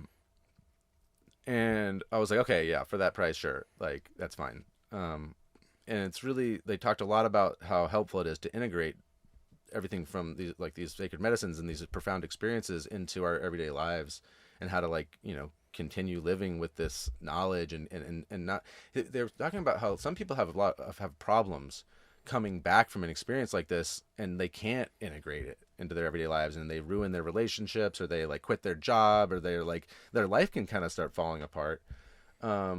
And she said it wasn't that common, but that it does happen, and that like they've learned from their own experience that like doing these breathing techniques and meeting with like the way that we're doing these Zoom calls can be just really helpful, and really a great way to kind of like stay in that mindset, or then in that heart set, I should say. Right, mind heart set. Yeah. And so I agreed to do that. And I didn't even know what I was signing up for, because I didn't really read about it. I just like was talking to Andres on the phone, and I was like, okay, sure. For the breathing? Yeah, for the breathing. And it turns out it's every day at 6 a.m. Pacific time. And I'm like, damn, I got to wake up at 6 a.m. every day, which has been awesome. It's been great. And so these breathing techniques, it's like 3 different sets of different things. And it's kind of an integration. Basically what it is a combination of Hinduism and like ancient Andean traditions. Because they have kind of a different set of chakras, or like, it's all called something else, but it's kind of like very similar. There's a lot of crossover. So it was a combination of like these amazing techniques from both cultures, and how like basically it's just like the best of the stuff from everywhere. Wow, that's awesome. And before that, I had a video call with Andres, where part of this, breathwork thing is that you also get like this a reading, which is it's kind of like an astrology reading, but it's like it's the Andean version of that, I guess. And so he took the exact time and place that I was born, and was able to give me this reading, which was just hit me like is rang so true.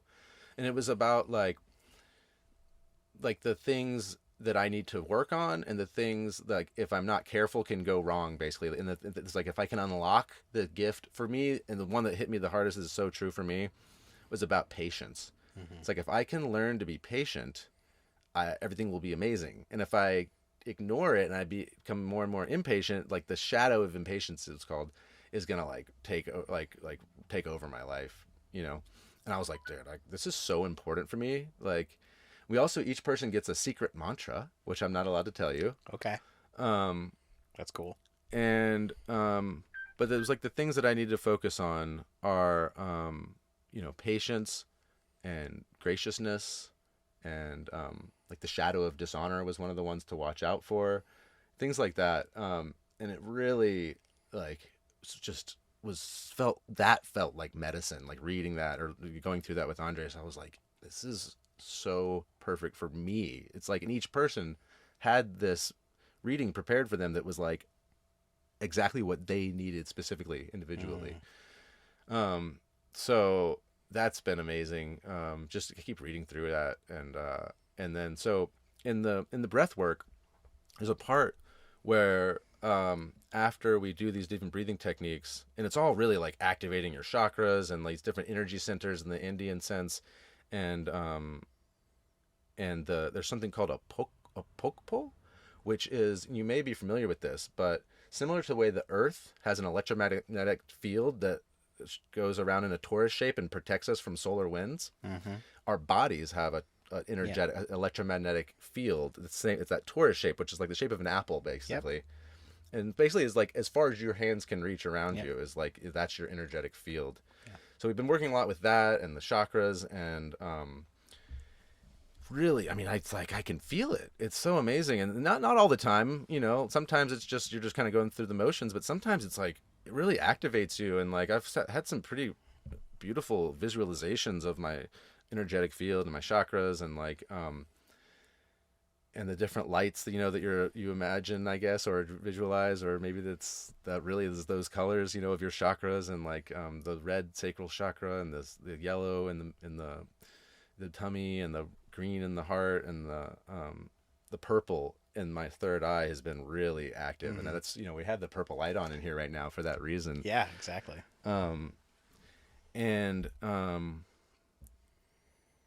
Wow.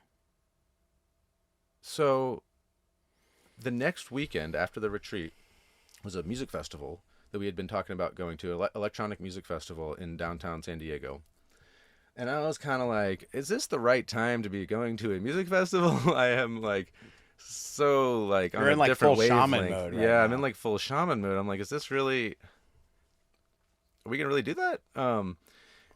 But we have our next door neighbor, who you're actually going to meet tonight at dinner. She was going to come with us. It was going to be like the three of us. And I think, and like Talia and I really wanted to like befriend her, like get to know her better. And Talia especially, I think like, really likes her. She's a really sweet girl. And I was like, okay, let's just do it because we want to get to know her. And like, we don't want to flake on this thing. And yeah. So I decided to take a hit of LSD. Okay. For the music festival. To go to this music festival. Okay.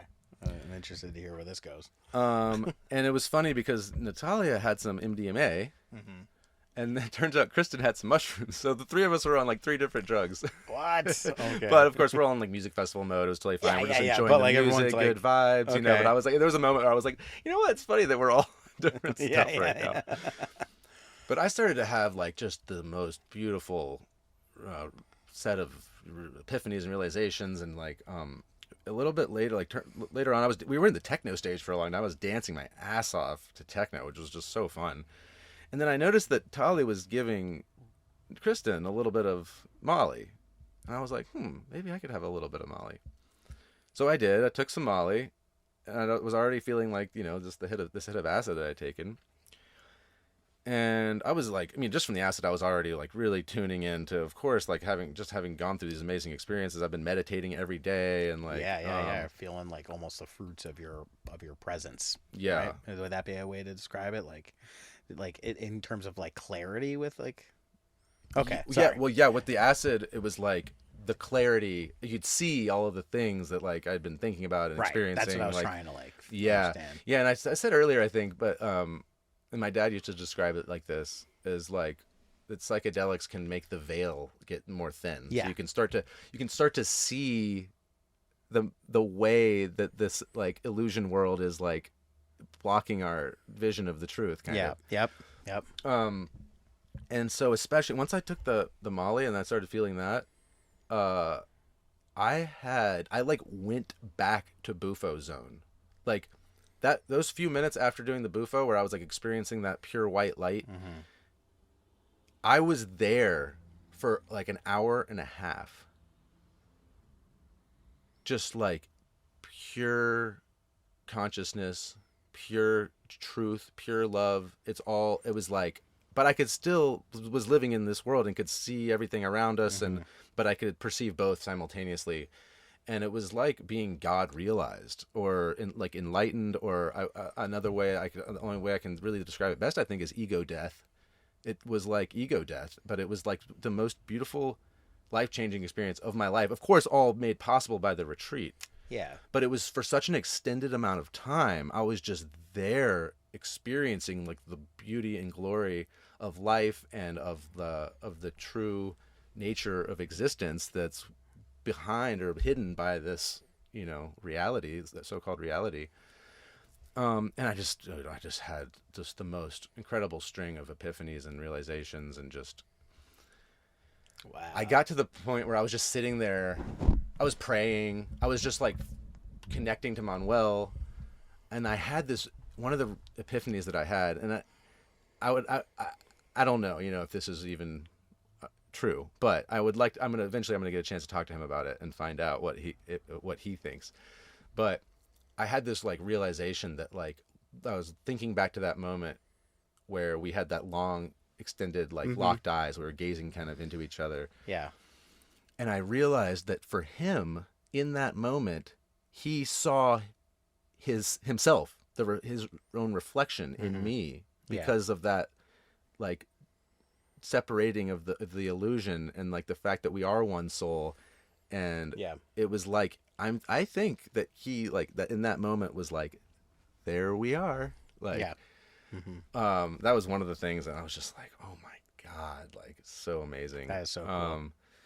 But then I started running through all the different belief systems in the world to like see if any of them if they had any like truth to them and stuff. But I was like reviewing like in your mind. Yeah. I was like, flat earthers, huh? Maybe they have seen what I've seen, where there is no planet. There's just pure energy on a field. Exactly. Yeah. I was like, maybe they're not crazy. No. Well, that's one of those things that I've gotten in debates just real quick with flat earthers, and when there are flat earthers that look at it like literally we're in under a dome, and it comes from the physical universe standpoint. But what I saw, it was like, no, the flat earth in the sense is that we are like, in virtual reality, they have those omnidirectional treadmills. It looks like you're running, but you're always in the same place, same exact place. That's it. That's exactly. If there is anything to flat earthers, it's that. I'm so glad that we agree on that. And they are making the mistake of like applying that to this physical reality where we are actually on a planet. Yeah, exactly. And quantum physics, what they say is like, oh, it's the debate. Like, is it a particle or is it a wave? And in reality, it's both simultaneously. So when you look at the Earth as a round sphere, it's a particle. But then when you look at it like as a flat plane, it is a wave. Interesting. And it's both at the same time. It's not a choice. Like, oh, we've been lied to. It's like, yeah, no, we're just caught, on the edge of the queue. Right. So that's one of the things that was a quick one. I was just like, oh, maybe that's what they're seeing. Yeah. Okay. So you're reviewing like these religious persuasions, and then of course, so my mom's a devotee of a avatar. He called himself the Avatar of the Age, Meher Baba. Okay. So I grew up in this kind of very spiritual family. My mom went to Baba after my dad left, and they were both in the hippie days. They were both aware of Meher Baba, but it was kind of like, oh yeah, cool, this guy. Yeah. But then when my dad left, she went to he has a spiritual center in the South, and just like had like an incredible, like welcoming and open heart, open arms of this like divine being, like saying it's all good, I got you. Yeah. So I was thinking a lot about Meher Baba, and I was like, yes, like he is legit. He is totally legit. Like just running through all the things, I started thinking about simulation theory.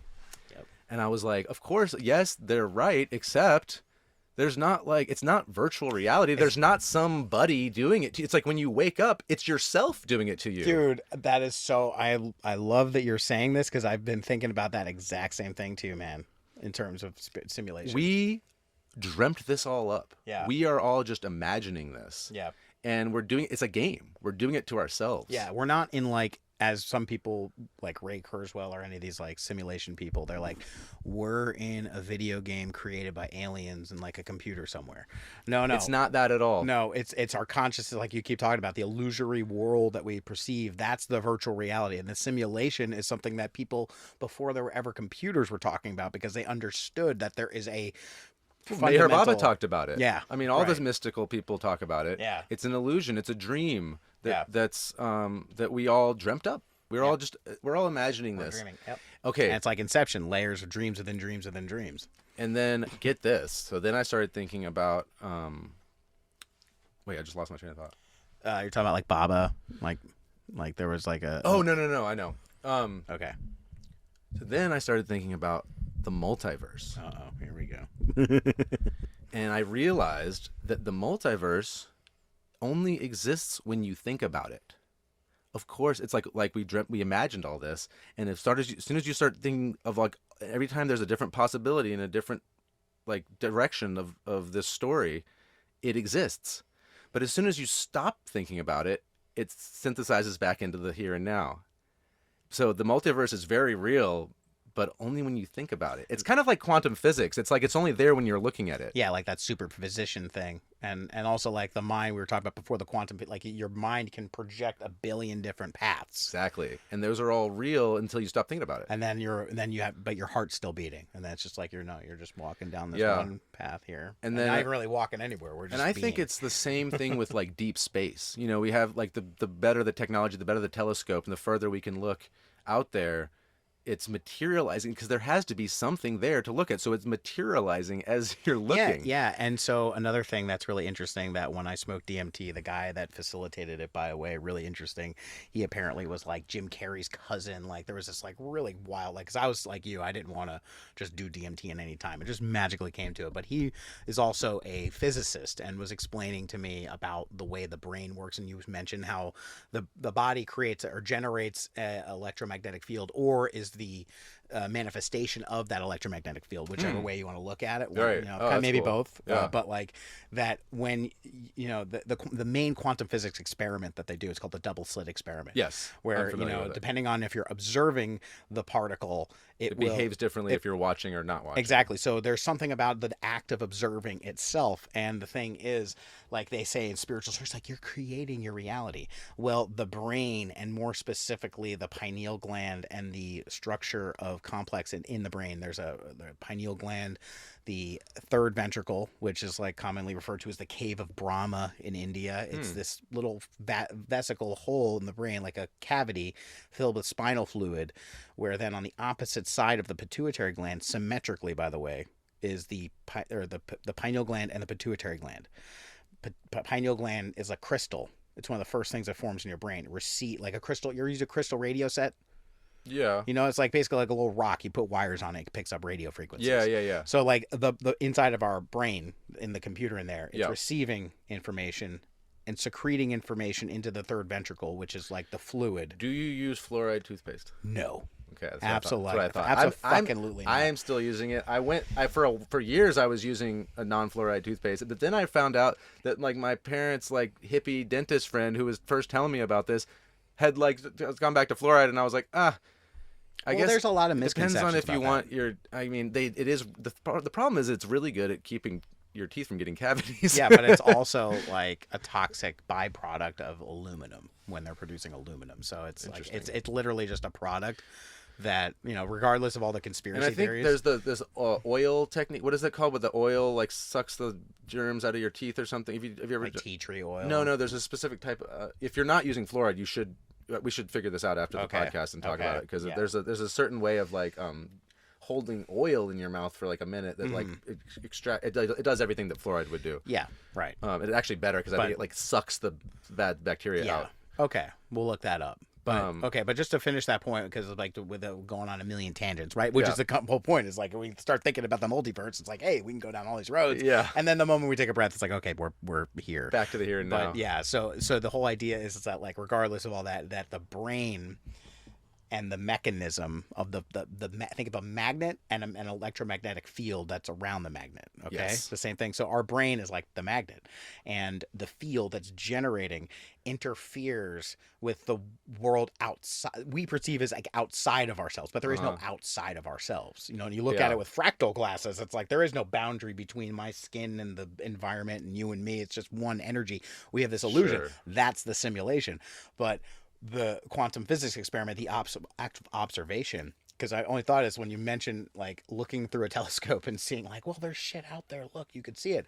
Well, that's because our magnet is literally generating a field that is like instantaneous. You know, the same way like you can FaceTime someone on the other side of the world instantaneously. Boom, signal goes right there, just connects. Yeah. You know, two places at once, kind of a thing. When you look out there, you're generating like a radar effect. Dolphins actually do this. We don't understand how their brains do that, but they have an echolocation system. You know, they can communicate with their consciousness. So cool. So like we do that, we just don't realize we're doing it, and it's like a muscle. If we were to use it more, and perhaps in ancient times we were using it more, but it's like use it or lose it. So like thousands of years of being in protection, fight or flight, survival mode goes out the window. But the only reason there's something out there is just like you said, is because we're looking for it. You know? Yes. Yeah. Yeah. And apparently you can use fluoride toothpaste and still have all the experiences that I've been having. yeah. So I don't think my pituitary gland is No. is completely fucked. I want to say this as well for anybody that's listening, and just for our conversation as well, that the idea of really what we're talking about here is the meme calcification of the pituitary the gland. calcification of the pituitary gland. Now, when people who are generally not scientists, they look at a picture of the brain and they see, and it's like a scan, like an X-ray, there's a little white dot in there. They're like, see, that's evidence of the calcification of the pituitary gland. That's the pituitary gland, and it's shiny because it's a rock, it's a crystal. And they're like, that's caused by fluoride. So we have to stop calcifying the pineal gland. But my uncle was a biologist. You know, I've asked him about this a million times because I've heard about this for years. And I'm like, what's the deal? And he's like, well, first of all, it's like, let's just rule out, like, not talk about like whether or not fluoride's good for you or bad for you. Let's talk about the pineal gland. The pineal gland is one of the first things that forms in your brain. And it's a crystal inherently. It's made of crystals. So when you look at those Of course, pictures, it looks like that in the picture. Yeah, when you look at it in the picture, it's like, oh, there's the pineal gland. It's like, well, yeah, that's how it normally looks. That's not because of the fluoride and the calcium. The question is the toxicity of the fluid that's inside of the system. Interesting. Because it's not that the pineal gland is calcifying from the fluoride, like cause and effect. There might be a correlation between fluoride and the conductivity of the electrical signals going in. It's not, again, that's like our brain trying to, or our minds and our programming trying to find a physical explanation, cause and effect. Fluoride causes this, but it's all energy. So, right. Interesting. You know, Okay. so Well, thank you for helping me understand that a little better. Yeah, don't be afraid to brush your teeth with fluoride. Yeah, I mean, it definitely is good at preventing cavities, so it's a kind of a catch-22. Yeah, but again, exactly. this oil technique, Yeah, we gotta yeah, look this up. yeah. I'm gonna probably start getting into Key that. thing to remember is brushing your teeth is good. Yeah. So one of the things that happened to me too when I was at that music festival, I was dancing so much, and it was like it was just happening to me. You know, it wasn't and I had this amazing like. I mean, I can't even tell you all the epiphanies and realizations, but one of them again was like how beautiful it is to be like if you're dancing and not having to think about it, just happening. It's like I was like, wow, it's like you're the chord on a guitar that God is playing, and it's vibrating, and it's like you are the string that's vibrating. Yeah. You're the vessel that's receiving. Yeah, and so I loved that. And that one's really stuck with me, and I've been meditating on that. I'm like, vibrate me, God, vibrate me, God, like let me be that string. And I think that's kind of how my mom's lived her whole life. She's a dancer, and she always was talking about like back in the hippie days, like she stopped smoking weed like right away because it puts you in your head, and she doesn't want it. She's like, I want to be in my body. I don't want to be in my head. And that made so much sense to me. And I just listened to my mom just gave me this CD of Hafiz poems. Do you know who Hafiz? Do you know who Rumi is? Oh yeah. So Hafiz is kind of similar to Rumi, like another like mystical poet from a long time ago that's been translated, and I'm not sure from what language, but this one that I just heard was like, it was like, let me be the hole in the flute that like you're breathing through. Talking about God, like the divine is breathing through this flute, and like I'm like, and I was like, that's exactly like what I was thinking with the chord, like, you know, that's vibrating. Because like I'm curious, when in that experience, did it feel like you were dancing or you were being danced? I was being danced. Yeah, Exactly. right, Yeah. right. And that's was just such an amazing feeling. And I'm like, yes, God, please keep vibrating me all the time. That's what I want my life to be, that vibration, Right. if possible. And it was funny too, because Talia was just like, by the time we went to like the headliner at the main stage, that's when I was just like, I was literally like, I wasn't even hearing the music. I was like, just like this the whole time. At one point I was praying and I was like down on my knees, and like people were like, are you okay? And I was like, that's probably not a good look at a music festival to be like on the ground. I've seen that, it's But like, oh man, they're I was like, rough. they're like, are you okay? I was like, I am incredible. Let me tell you about it. I just realized that the shaman saw himself in me in that moment. They're like, okay, dude, you're good. Okay, but I was like, I'm like, Tali, I just realized what poetry is. And she's like, shut up, I'm trying to dance. Like, leave me alone. It's like, we can talk about this later. That's such a hilarious visual of just like this big music festival and everybody's dancing, just like enjoying the music, and you're like in full shaman mode. Full shaman mode, yeah. I was like, I mean, I can only describe it as being God realized, or ego death. Yeah. And it was just the most incredible gift to have that, to be feeling that for so long, and have time to like really just think about it and sink in and like enjoy it. Like, that's awesome. Beautiful. Oh, it was incredible. But yeah, like for example, poetry is, people are attempting to describe that liminal space in between the two worlds. You know, it's like this mist that's floating back and forth. One of the things that I talked about with Jared, the guy from the retreat, and about how there's certain stories, there's certain like books or like authors that have like, they've got something, like they've tapped into something, some truth. And one of them is The Golden Compass. Have you ever read that or seen the HBO show?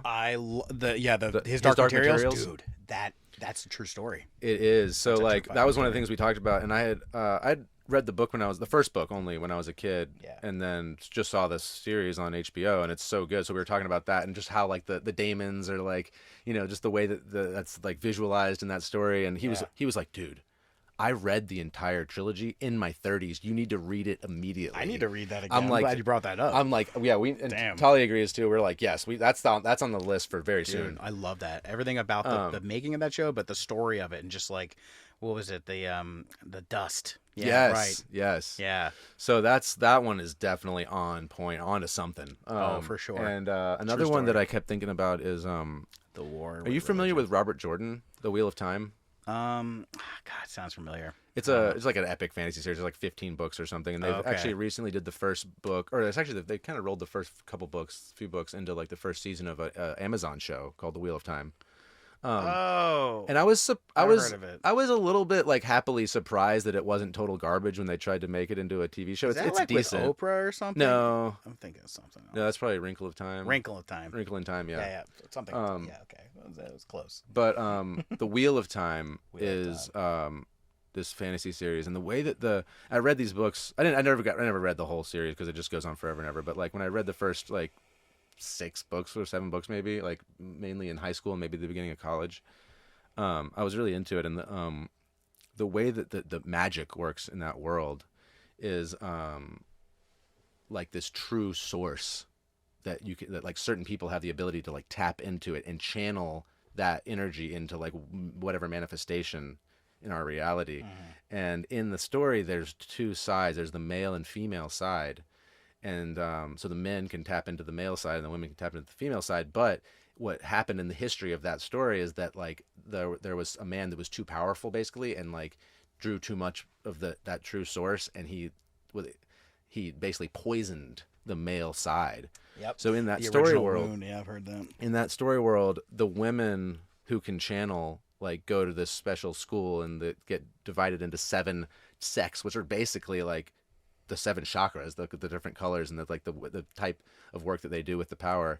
And the men are cut off, like they have to be what's the word? Castrated. Oh God. Yeah. Magically, and like in the sense of like to keep them from being able to touch that power, right? Because they're going to go crazy with because it's been poisoned. I see. So anyway, that's just that story. But like I was thinking about that and just how there's something to that, and I was thinking a lot about even in the retreat. This is going back to the retreat. how there I was feeling this like sense of like these masculine and female energies, and like this kind of divine energy that I felt like Manuel and Andres too, and myself were like tapping into this male side. And then I don't know if this is, I don't know if there's anything to this, but it was kind of like a intuition that maybe, because I was like, why is it always men, like these, like throughout history, like these spiritual leaders, it's like I felt like we need a female goddess instead of like the second coming of Christ should be a woman. Well, yeah. But let me just finish real quick. Yeah. But Sorry, come back. sorry. Write that note. But I felt like we were tapping into this male side, and that maybe women are better at tapping into both, and that maybe somehow because of that like overlapping, they're not going as deeply into the male side that allows like these kind of like spiritual leaders to like see like completely. But I think that that's the true enlightenment, is like when you can have both completely blended together. So I don't know. I mean, that's just one of those things where I was kind of something to ponder. But yeah, what were you going to say about the duality of the? Well, I mean, just on that note alone, I think that's the future of humanity when it comes to that. First of all, what is humanity? It doesn't exist. Humanity is a coherent superorganism that is not just human beings, but all the things that we interact with, the plants, the meat, the pets, the air, like everything. Humanity is a coherent superorganism, and that doesn't exist yet. But the future of humanity, when humanity does exist, it's going to be much more like what you described, where it's like the women who, in that sense, teachers that can go and extend their consciousness, but in a balanced way that's not just going to go into that like toxic out of balance zone, and what I wanted to say too is like that's the future. But the past, we think history began, in the history textbooks, chapter 1 is like a couple million years of paleontologist. A paleontologist is someone who studies dinosaurs, right? Yeah. There's paleontology, but there's another word that's escaping me right now. But the point is, chapter 1, cavemen, slow, million years of just like doing nothing. And then chapter 2, birth of civilization. And just because the evidence in the historical records and the archaeology, it's like, we first started to find evidence around 5,000, 6,000 years ago with the Sumerians, with the Chinese, with the Egyptians, with the, like all that stuff. Mm-hmm. Fertile Crescent, all of that. And that's, you could trace history, everything after that was, it's like one day we had nothing and the next day we had brain surgery, roads, and laws. Like literally, like there's no fucking explanation for that other than these lost civilizations. But the point is that when you look at that, like right between chapter 1 and chapter 2 of this history, the gods and the religion of these ancient people, which are completely elusive to us for the most part, especially the way that we think of things and what is progress, what is advanced. Their gods were, you've probably seen them, the fertility gods. They were like the voluptuous women. Yeah. Now that is the world that came before this one. It didn't start chapter 1, boom, we knew everything. There's a whole forgotten episode of human civilization. Yeah. Like the pyramids, the Sphinx, all of these ancient sites. Yeah, I mean Atlantis, the Great Flood, the comet that created the flood, and all the civilization that was lost. All that stuff. But the point is that culture was a more or less matriarchal society, unlike what we have today, which is more patriarchal society. There was a reverence for Mother Earth and for women, because women is where life came from. Yeah. But then there was some sort of traumatic event that happened, like you said it pretty ambiguously about like end of the ice age, kind of comet hitting, whatever the fuck, volcanoes, pole shift. Just imagine, you're living a cataclysm. Imagine you're living a peaceful life in the garden, and all of a sudden you get like hit on the head with a rock, like a blunt instrument hits you on the head. And you wake up with amnesia, and then you're just also in like fight or flight mode. Like that's been our whole history. And, that's when we shifted to the patriarchal side of things. Yeah. And you obviously are a scholar of these things. But have you seen that show, the Ancient Apocalypse show? I love Graham Hancock. He's one of my favorite people. Yeah. So, I mean, that was my first experience with him, but I was like, yes, obviously, I don't know why people aren't taking this seriously. But I will say that in the retreat, Manuel talked about this, and he went way further back than that. But he basically confirmed like everything that show is saying. Yeah. Which is, like obviously there was this another civilization, and it was pretty advanced, and it was almost destroyed, but there were survivors, and those are the people that went to these different parts of the world and spread certain knowledge. Yep. And that's why they're thought of as gods or giants, because they had the knowledge, and they were like, imagine going with this van. and they may have had that other physiology that you described earlier, of They did, and also a technology that enhanced that through vibration and sound. It was all based on vibration and sound.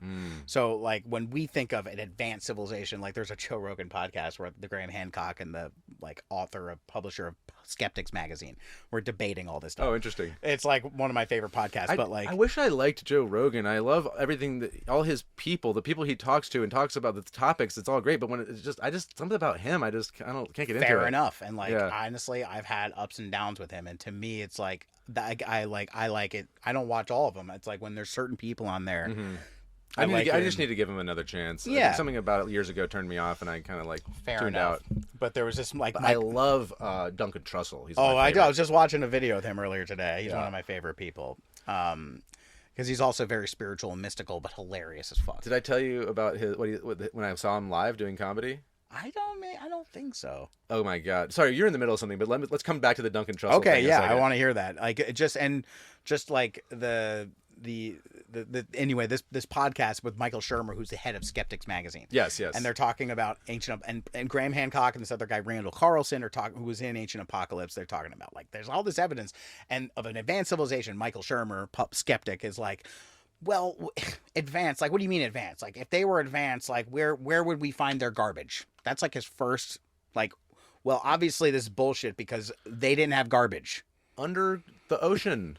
Yeah, it's like, and why do I like a car after 100 years in the woods will deteriorate to nothing? Yeah. Think about 10, 50,000 years. It's going to be nothing. But here's the more important question. Why does an advanced civilization have to have garbage? We think we're advanced. We have garbage, so they must have garbage. And we apply that to DNA as well in biology. Biology, they call it junk DNA. 95% of the DNA is not used for coding genetic expression. So they call it junk. And their explanation is that the cells are stupid and they're like us. So they have a bunch of garbage and they're just like slugging around this bag of trash throughout. Right. It's like, that is not how biology works. Why would that happen? That is like completely against, like, it is all about efficiency. Yeah. So we just apply our thinking, well, this is how we would do it. So it's like even Neil deGrasse Tyson be like, well, there are no aliens because in order to travel from one star to another, it would take all this time and space, and like, well, it's impossible to do that because we can't do that. I like Stargate. It's like you would need like a portal because of what he's saying is true. It's like it would take so many hundreds of light years. But if they were in an understanding, in a coherence with nature, to understand that there is no out there, and everything is connected. And if we just had ritualized circumstances, like we draw a circle, we build these stones which have a certain electromagnetic property to them, and we all are in coherence with consciousness at the time the sun rises, boom, like all of a sudden there's like a flow of energy. We see it in the ocean all the time with currents, with vortexes. Like, imagine that happening on a much greater galactic energetic. That's why they fucking aligned everything so amazingly with the stars and with seasons and all that stuff. It wasn't, just like random, like one day they just decided to do this. No, there's a legacy of something much longer. So anyway, the idea is, it's like, well, a long time ago, maybe this culture lived in a divine feminine state, but then we proverbially fell. There was a fracture, a split, and a wound that created this illusion of separation and this illusory world of separateness. It's not like the world changed, it's just the way we saw the world changed, and it dramatically, and then by that in turn over centuries affected the world itself, because we started to, like you said, this is a dream and we're imagining this. We started to imagine shit that was harming us. And it created harm, manifested harm. There's like the mind-body connection, placebo effect. Positive thought creates positive health outcome. Mm-hmm. Take a pill. It's not the pill that did anything. Have you seen the hidden messages in water? Oh yeah. I know that movie. What the bleep do we know? I know those people. Like, really? Yeah. Oh, really? Yeah. I would love to meet some of those. Yeah, like folks. In The Secret, What the Bleep.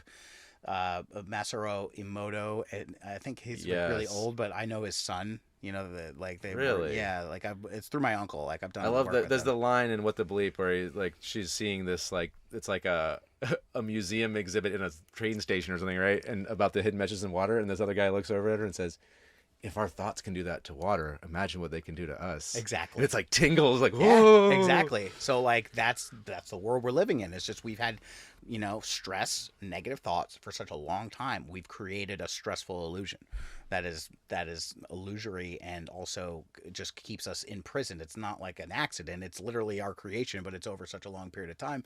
And it's part of a great learning process. The Mayans talk about cycles in time in the Kali Yuga, where we go through like essentially like darkness into light, light into darkness in different phases. And every spiritual tradition has some version of this. The Mm-hmm. hero's journey and Joseph Campbell's like Sure. why every movie's the same of the going on the journey and coming back, and that is our nature to do that. Yeah, it's like we have in the hero's journey, it's like we're in our normal, so called normal world at the beginning, and then we go away out of our comfort zone into this other world where we have all these experiences that then when we come back to our home world, we're now prepared to do the thing that we couldn't do at the beginning. Exactly, exactly. And home is really, it's like the thing you were looking for all that time was already within you. Yes. And that is like the fundamental journey we're going on as a civilization right now, because if you want to look at it linearly, we started off matriarchal, like in balance, but then we've gone on this journey where we've become more patriarchal and separate. And there's this constant like duality and polarity and like feeling like that's who we are, and it's a struggle. But the rise back up, it's not moving back into a matriarchal society. It's about moving into a balanced human society, where Yes. men, like divine feminine, divine masculine come together. And the best way, it's like this, there's evidence for this You know what? everywhere. Actually, I said to Tali, not I didn't say that the next Messiah should be a female. I said that the next Messiah should be a couple. Yeah, exactly. It should be, or not necessarily like a romantic couple, but a man Yeah, and a woman yeah. together to be able to teach all of these things, to be able to show both sides, and Yep. and yeah, it just And that's another reason, just like why I always was drawn to, like when I was younger, superheroes like the X-Men or the Power Rangers, as opposed to like Batman or Superman. I mean, they're cool, but like I always liked the coming together of a group of beings that had Yes. their own individual aspects that worked in harmony with each other as a community. Because community is the driving force of evolution. Community is what we are. We just don't, it's an illusion that we're individuals. yeah. But you go look real close with that microscope, you see we're just all these millions and trillions of organisms in a community functioning together. I know personally, I need that. I need to be part of like a rich community. When Yeah. I start feeling isolated, it's like hell on earth. Yeah. Yeah, we've been going for a long time. I know. I was just thinking, like, I mean, this is cool. It's like, but I feel like I at some point need to go start cooking dinner. yeah, but, we could do that. I mean, wait, how about we, have I'm trying to think if there's any last like really salient thing that I From your wanted experience. to share from my story.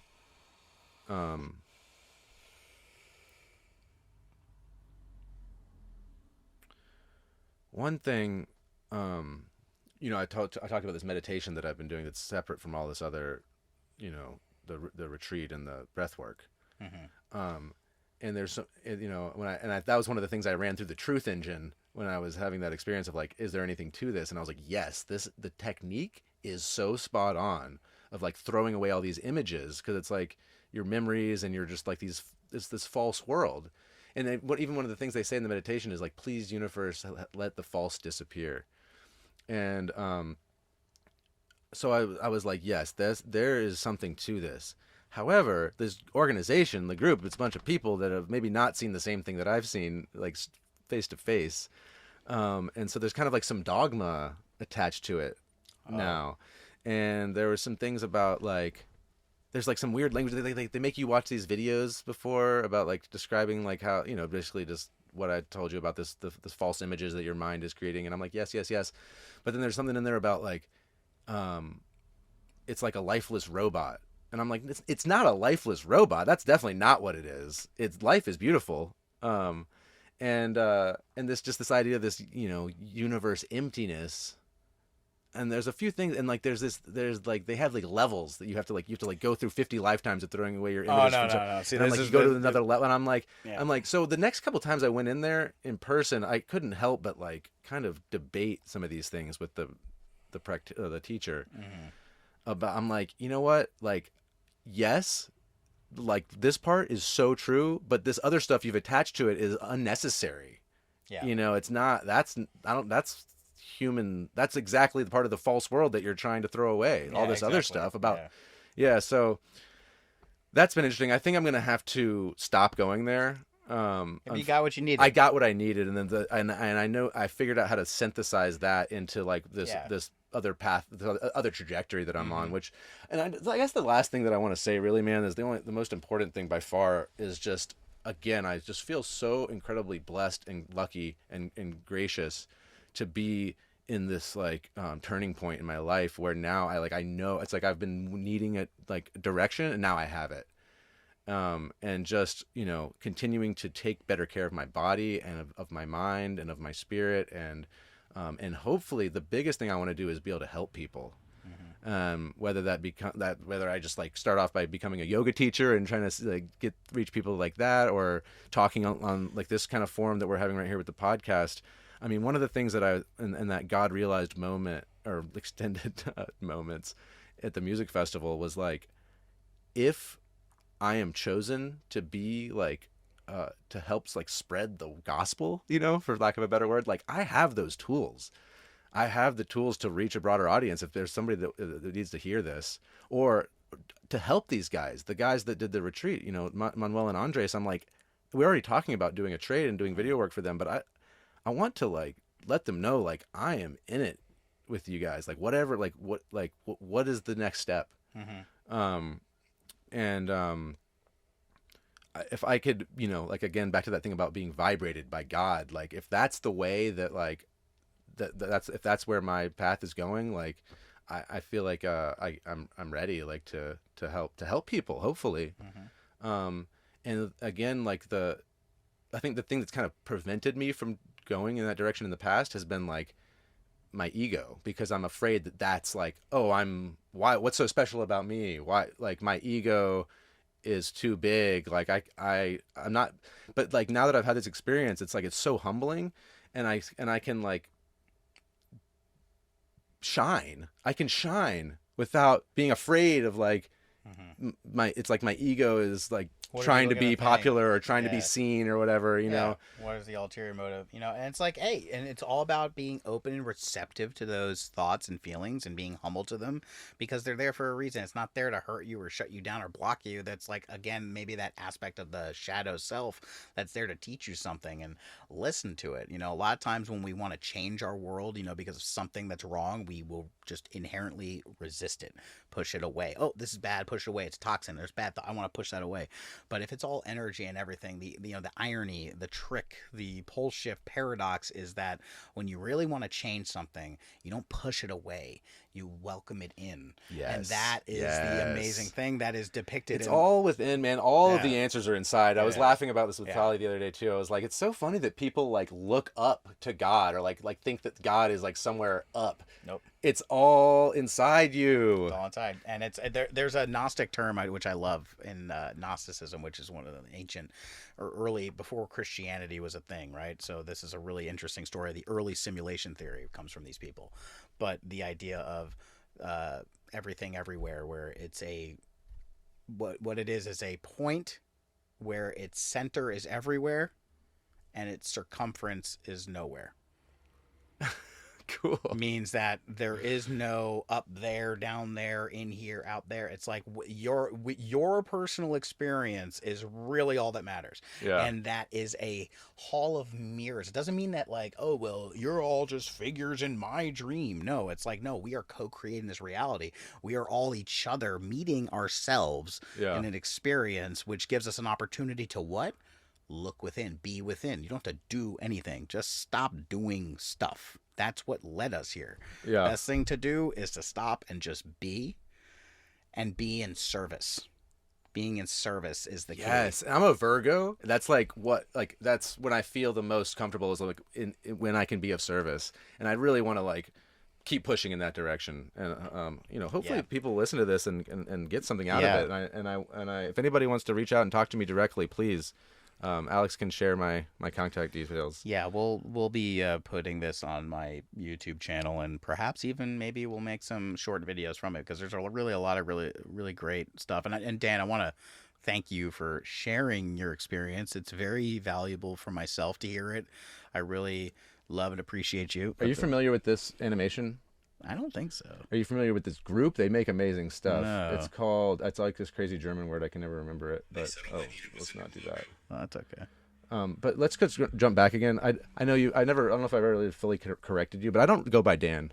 Oh yeah, what do you go? Daniel. Daniel. Oh my God, I'm so sorry. It's okay. I really don't care. But God, like Daniel, for the podcast, we should. Well, from now on. But this group, oh yeah, they're called Kurzgesagt. Yeah, I'm sure you've seen some of their stuff because it's all like really cool, like space sciencey stuff usually. I don't know. I've never seen. If you've never seen this, we'll look at this afterwards. But you maybe could share this link too with your. Should we talk about it real quick in the? Yeah, why not? Okay. Yeah, what is it now? Like this so is. Most of their videos aren't like this, but let's just watch it. Yeah. Can we just put it on the laptop and then like just? I don't have the internet on here. It'll Okay. be a little bit of a process, but we can. Okay. You know what? Let's just do it inside and Okay. not part of the podcast. But Yeah, but yeah, I mean, last closing remark I have is just in terms of being in service, because what you said really resonated with me in a way that in a lot of spiritual traditions and programming and culture and all that, what we think we know about spirituality is that there is really two choices in this world. There's being in service to self and being in service to others. This is historically, the selfish versus like selfless, and when you think of religious spiritual people, like all the wise masters, they are like quote unquote selfless. They want to help people. But when you're faced with a really hard decision between two things, what's the secret best option? Recognize both of them. Exactly. That's why I have the Venn diagram tattooed on my arm here. And the thing is that the key thing is, what is the commonality between service to self and service to others? Service. Yes. And the thing is what is the difference between self and others? Nothing. That's the key. Wow, it's so simple. That's the illusion. Yes. So take care of yourself. That's how you take care of other people. First thing, when you feel good, you want to share it with other people. And that is really good learning experience, karma driving, like cultivating experience to like have that like reflection integration process. When you have an experience, whatever it is, you get a good idea, you want to tell somebody. But then almost like when you tell it, it like makes it a little less real somehow, because it's like cooking something inside of you. Like an idea is like a form that develops when you ponder it and you think about it. Even when you share it, but it has to bounce back and forth, so really the key thing is like a lot of religious spiritual practices, they thrive on like, we know the truth and we're going to show you how to do it. The thing is that no one can show you how to do it.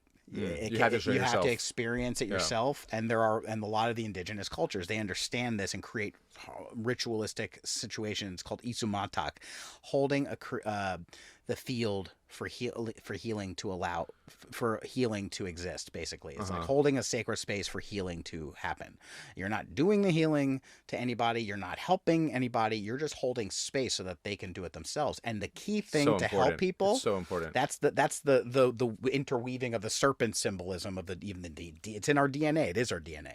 It's not one or the other. It's both, and they intertwine. Is that the best way to help other quote unquote people is to help yourself? And when you help yourself and feel good, that radiates and other people see it, and that makes other people want to do it. So true, man. And that's like the just biggest outcome of all this is like, I see that the truth in that and how I need to take better care of myself so that I can be of service. Yep, exactly. And I'm learning that too. I mean, it takes time. It takes practice. I mean, there's a lot of shit going on. But Daniel, real quick, one last thing, real quick. As far as like taking care of yourself, and one of another epiphanies that I had at that music festival was that I have a lot of like back pain and like really stiff muscles in this thing. I've got this thing in my neck for the last like year that's just like really stiff and tight, and like I wake up every morning kind of like in pain in my neck and back, and like I was just sitting there and thinking, like feeling it and feeling that pure love, pure consciousness in that zone, and just I was like, wait, I can heal myself. I know now that I can heal myself. I can fix this. I've been dealing with it for a long time, but I can heal it, and I don't know exactly how yet, but like I know that I will. Yeah, and that's the most important thing. Yeah, just knowing you can. Yeah. The mystery, that's the beautiful thing. So that's wonderful. That's Yeah. I'm really happy for you that you had this experience and are continuing to unpack the implications of what it means, and also just excited for like what is to come, because that's the best piece of knowledge, is Yeah. that we really don't know, and that is the most amazing thing that you can know, because that allows the mystery of life to unfold. Yeah. But really, what is the one thing you can know? You can know yourself. When you know yourself, then things start to become clear. It's like recognize the perimeter. It's like the boundary. It's like, even though there's no boundaries and there is an illusion of separation, there is a purpose to boundaries. Look at a cell. Like, a cell has a membrane. If there was no membrane, there wouldn't be a cell. If we didn't have the walls in this van, we'd be sitting outside right now. It doesn't mean it's bad, but it's just like, hey, membranes and boundaries are important to allow an interface. Yeah. Another mechanism. Yeah, another mechanism, and that's the only mechanism that really matters in the whole thing, is the interface. And our skin, our brain, our nervous system, our minds, it all comes down to the interface, and that's what the apocalypse is. It's the lifting of the veil. It's a veil. I love what you described, is that light is it's really just light and poking holes like in this thing, and that's like our, one of the things I'm so excited about what's going on right now, because I really do feel that so many people, I mean, there's like, they say, oh man, there's billions of people on the planet, there's too many people, oh my god, oh, blah, blah, blah. Like, I see this as a wonderful thing. There are more people on the planet now than ever have been, and there are more people having experiences such as this that, like, imagine, like, when there are only 50 people on the planet, you can only poke a couple of holes in the membrane. Let's get the like, dominoes falling. Yeah, so. Yeah, man. All right. It's been a pleasure. Let's do it again. Daniel. Thank you. All right. We'll see you next time, people.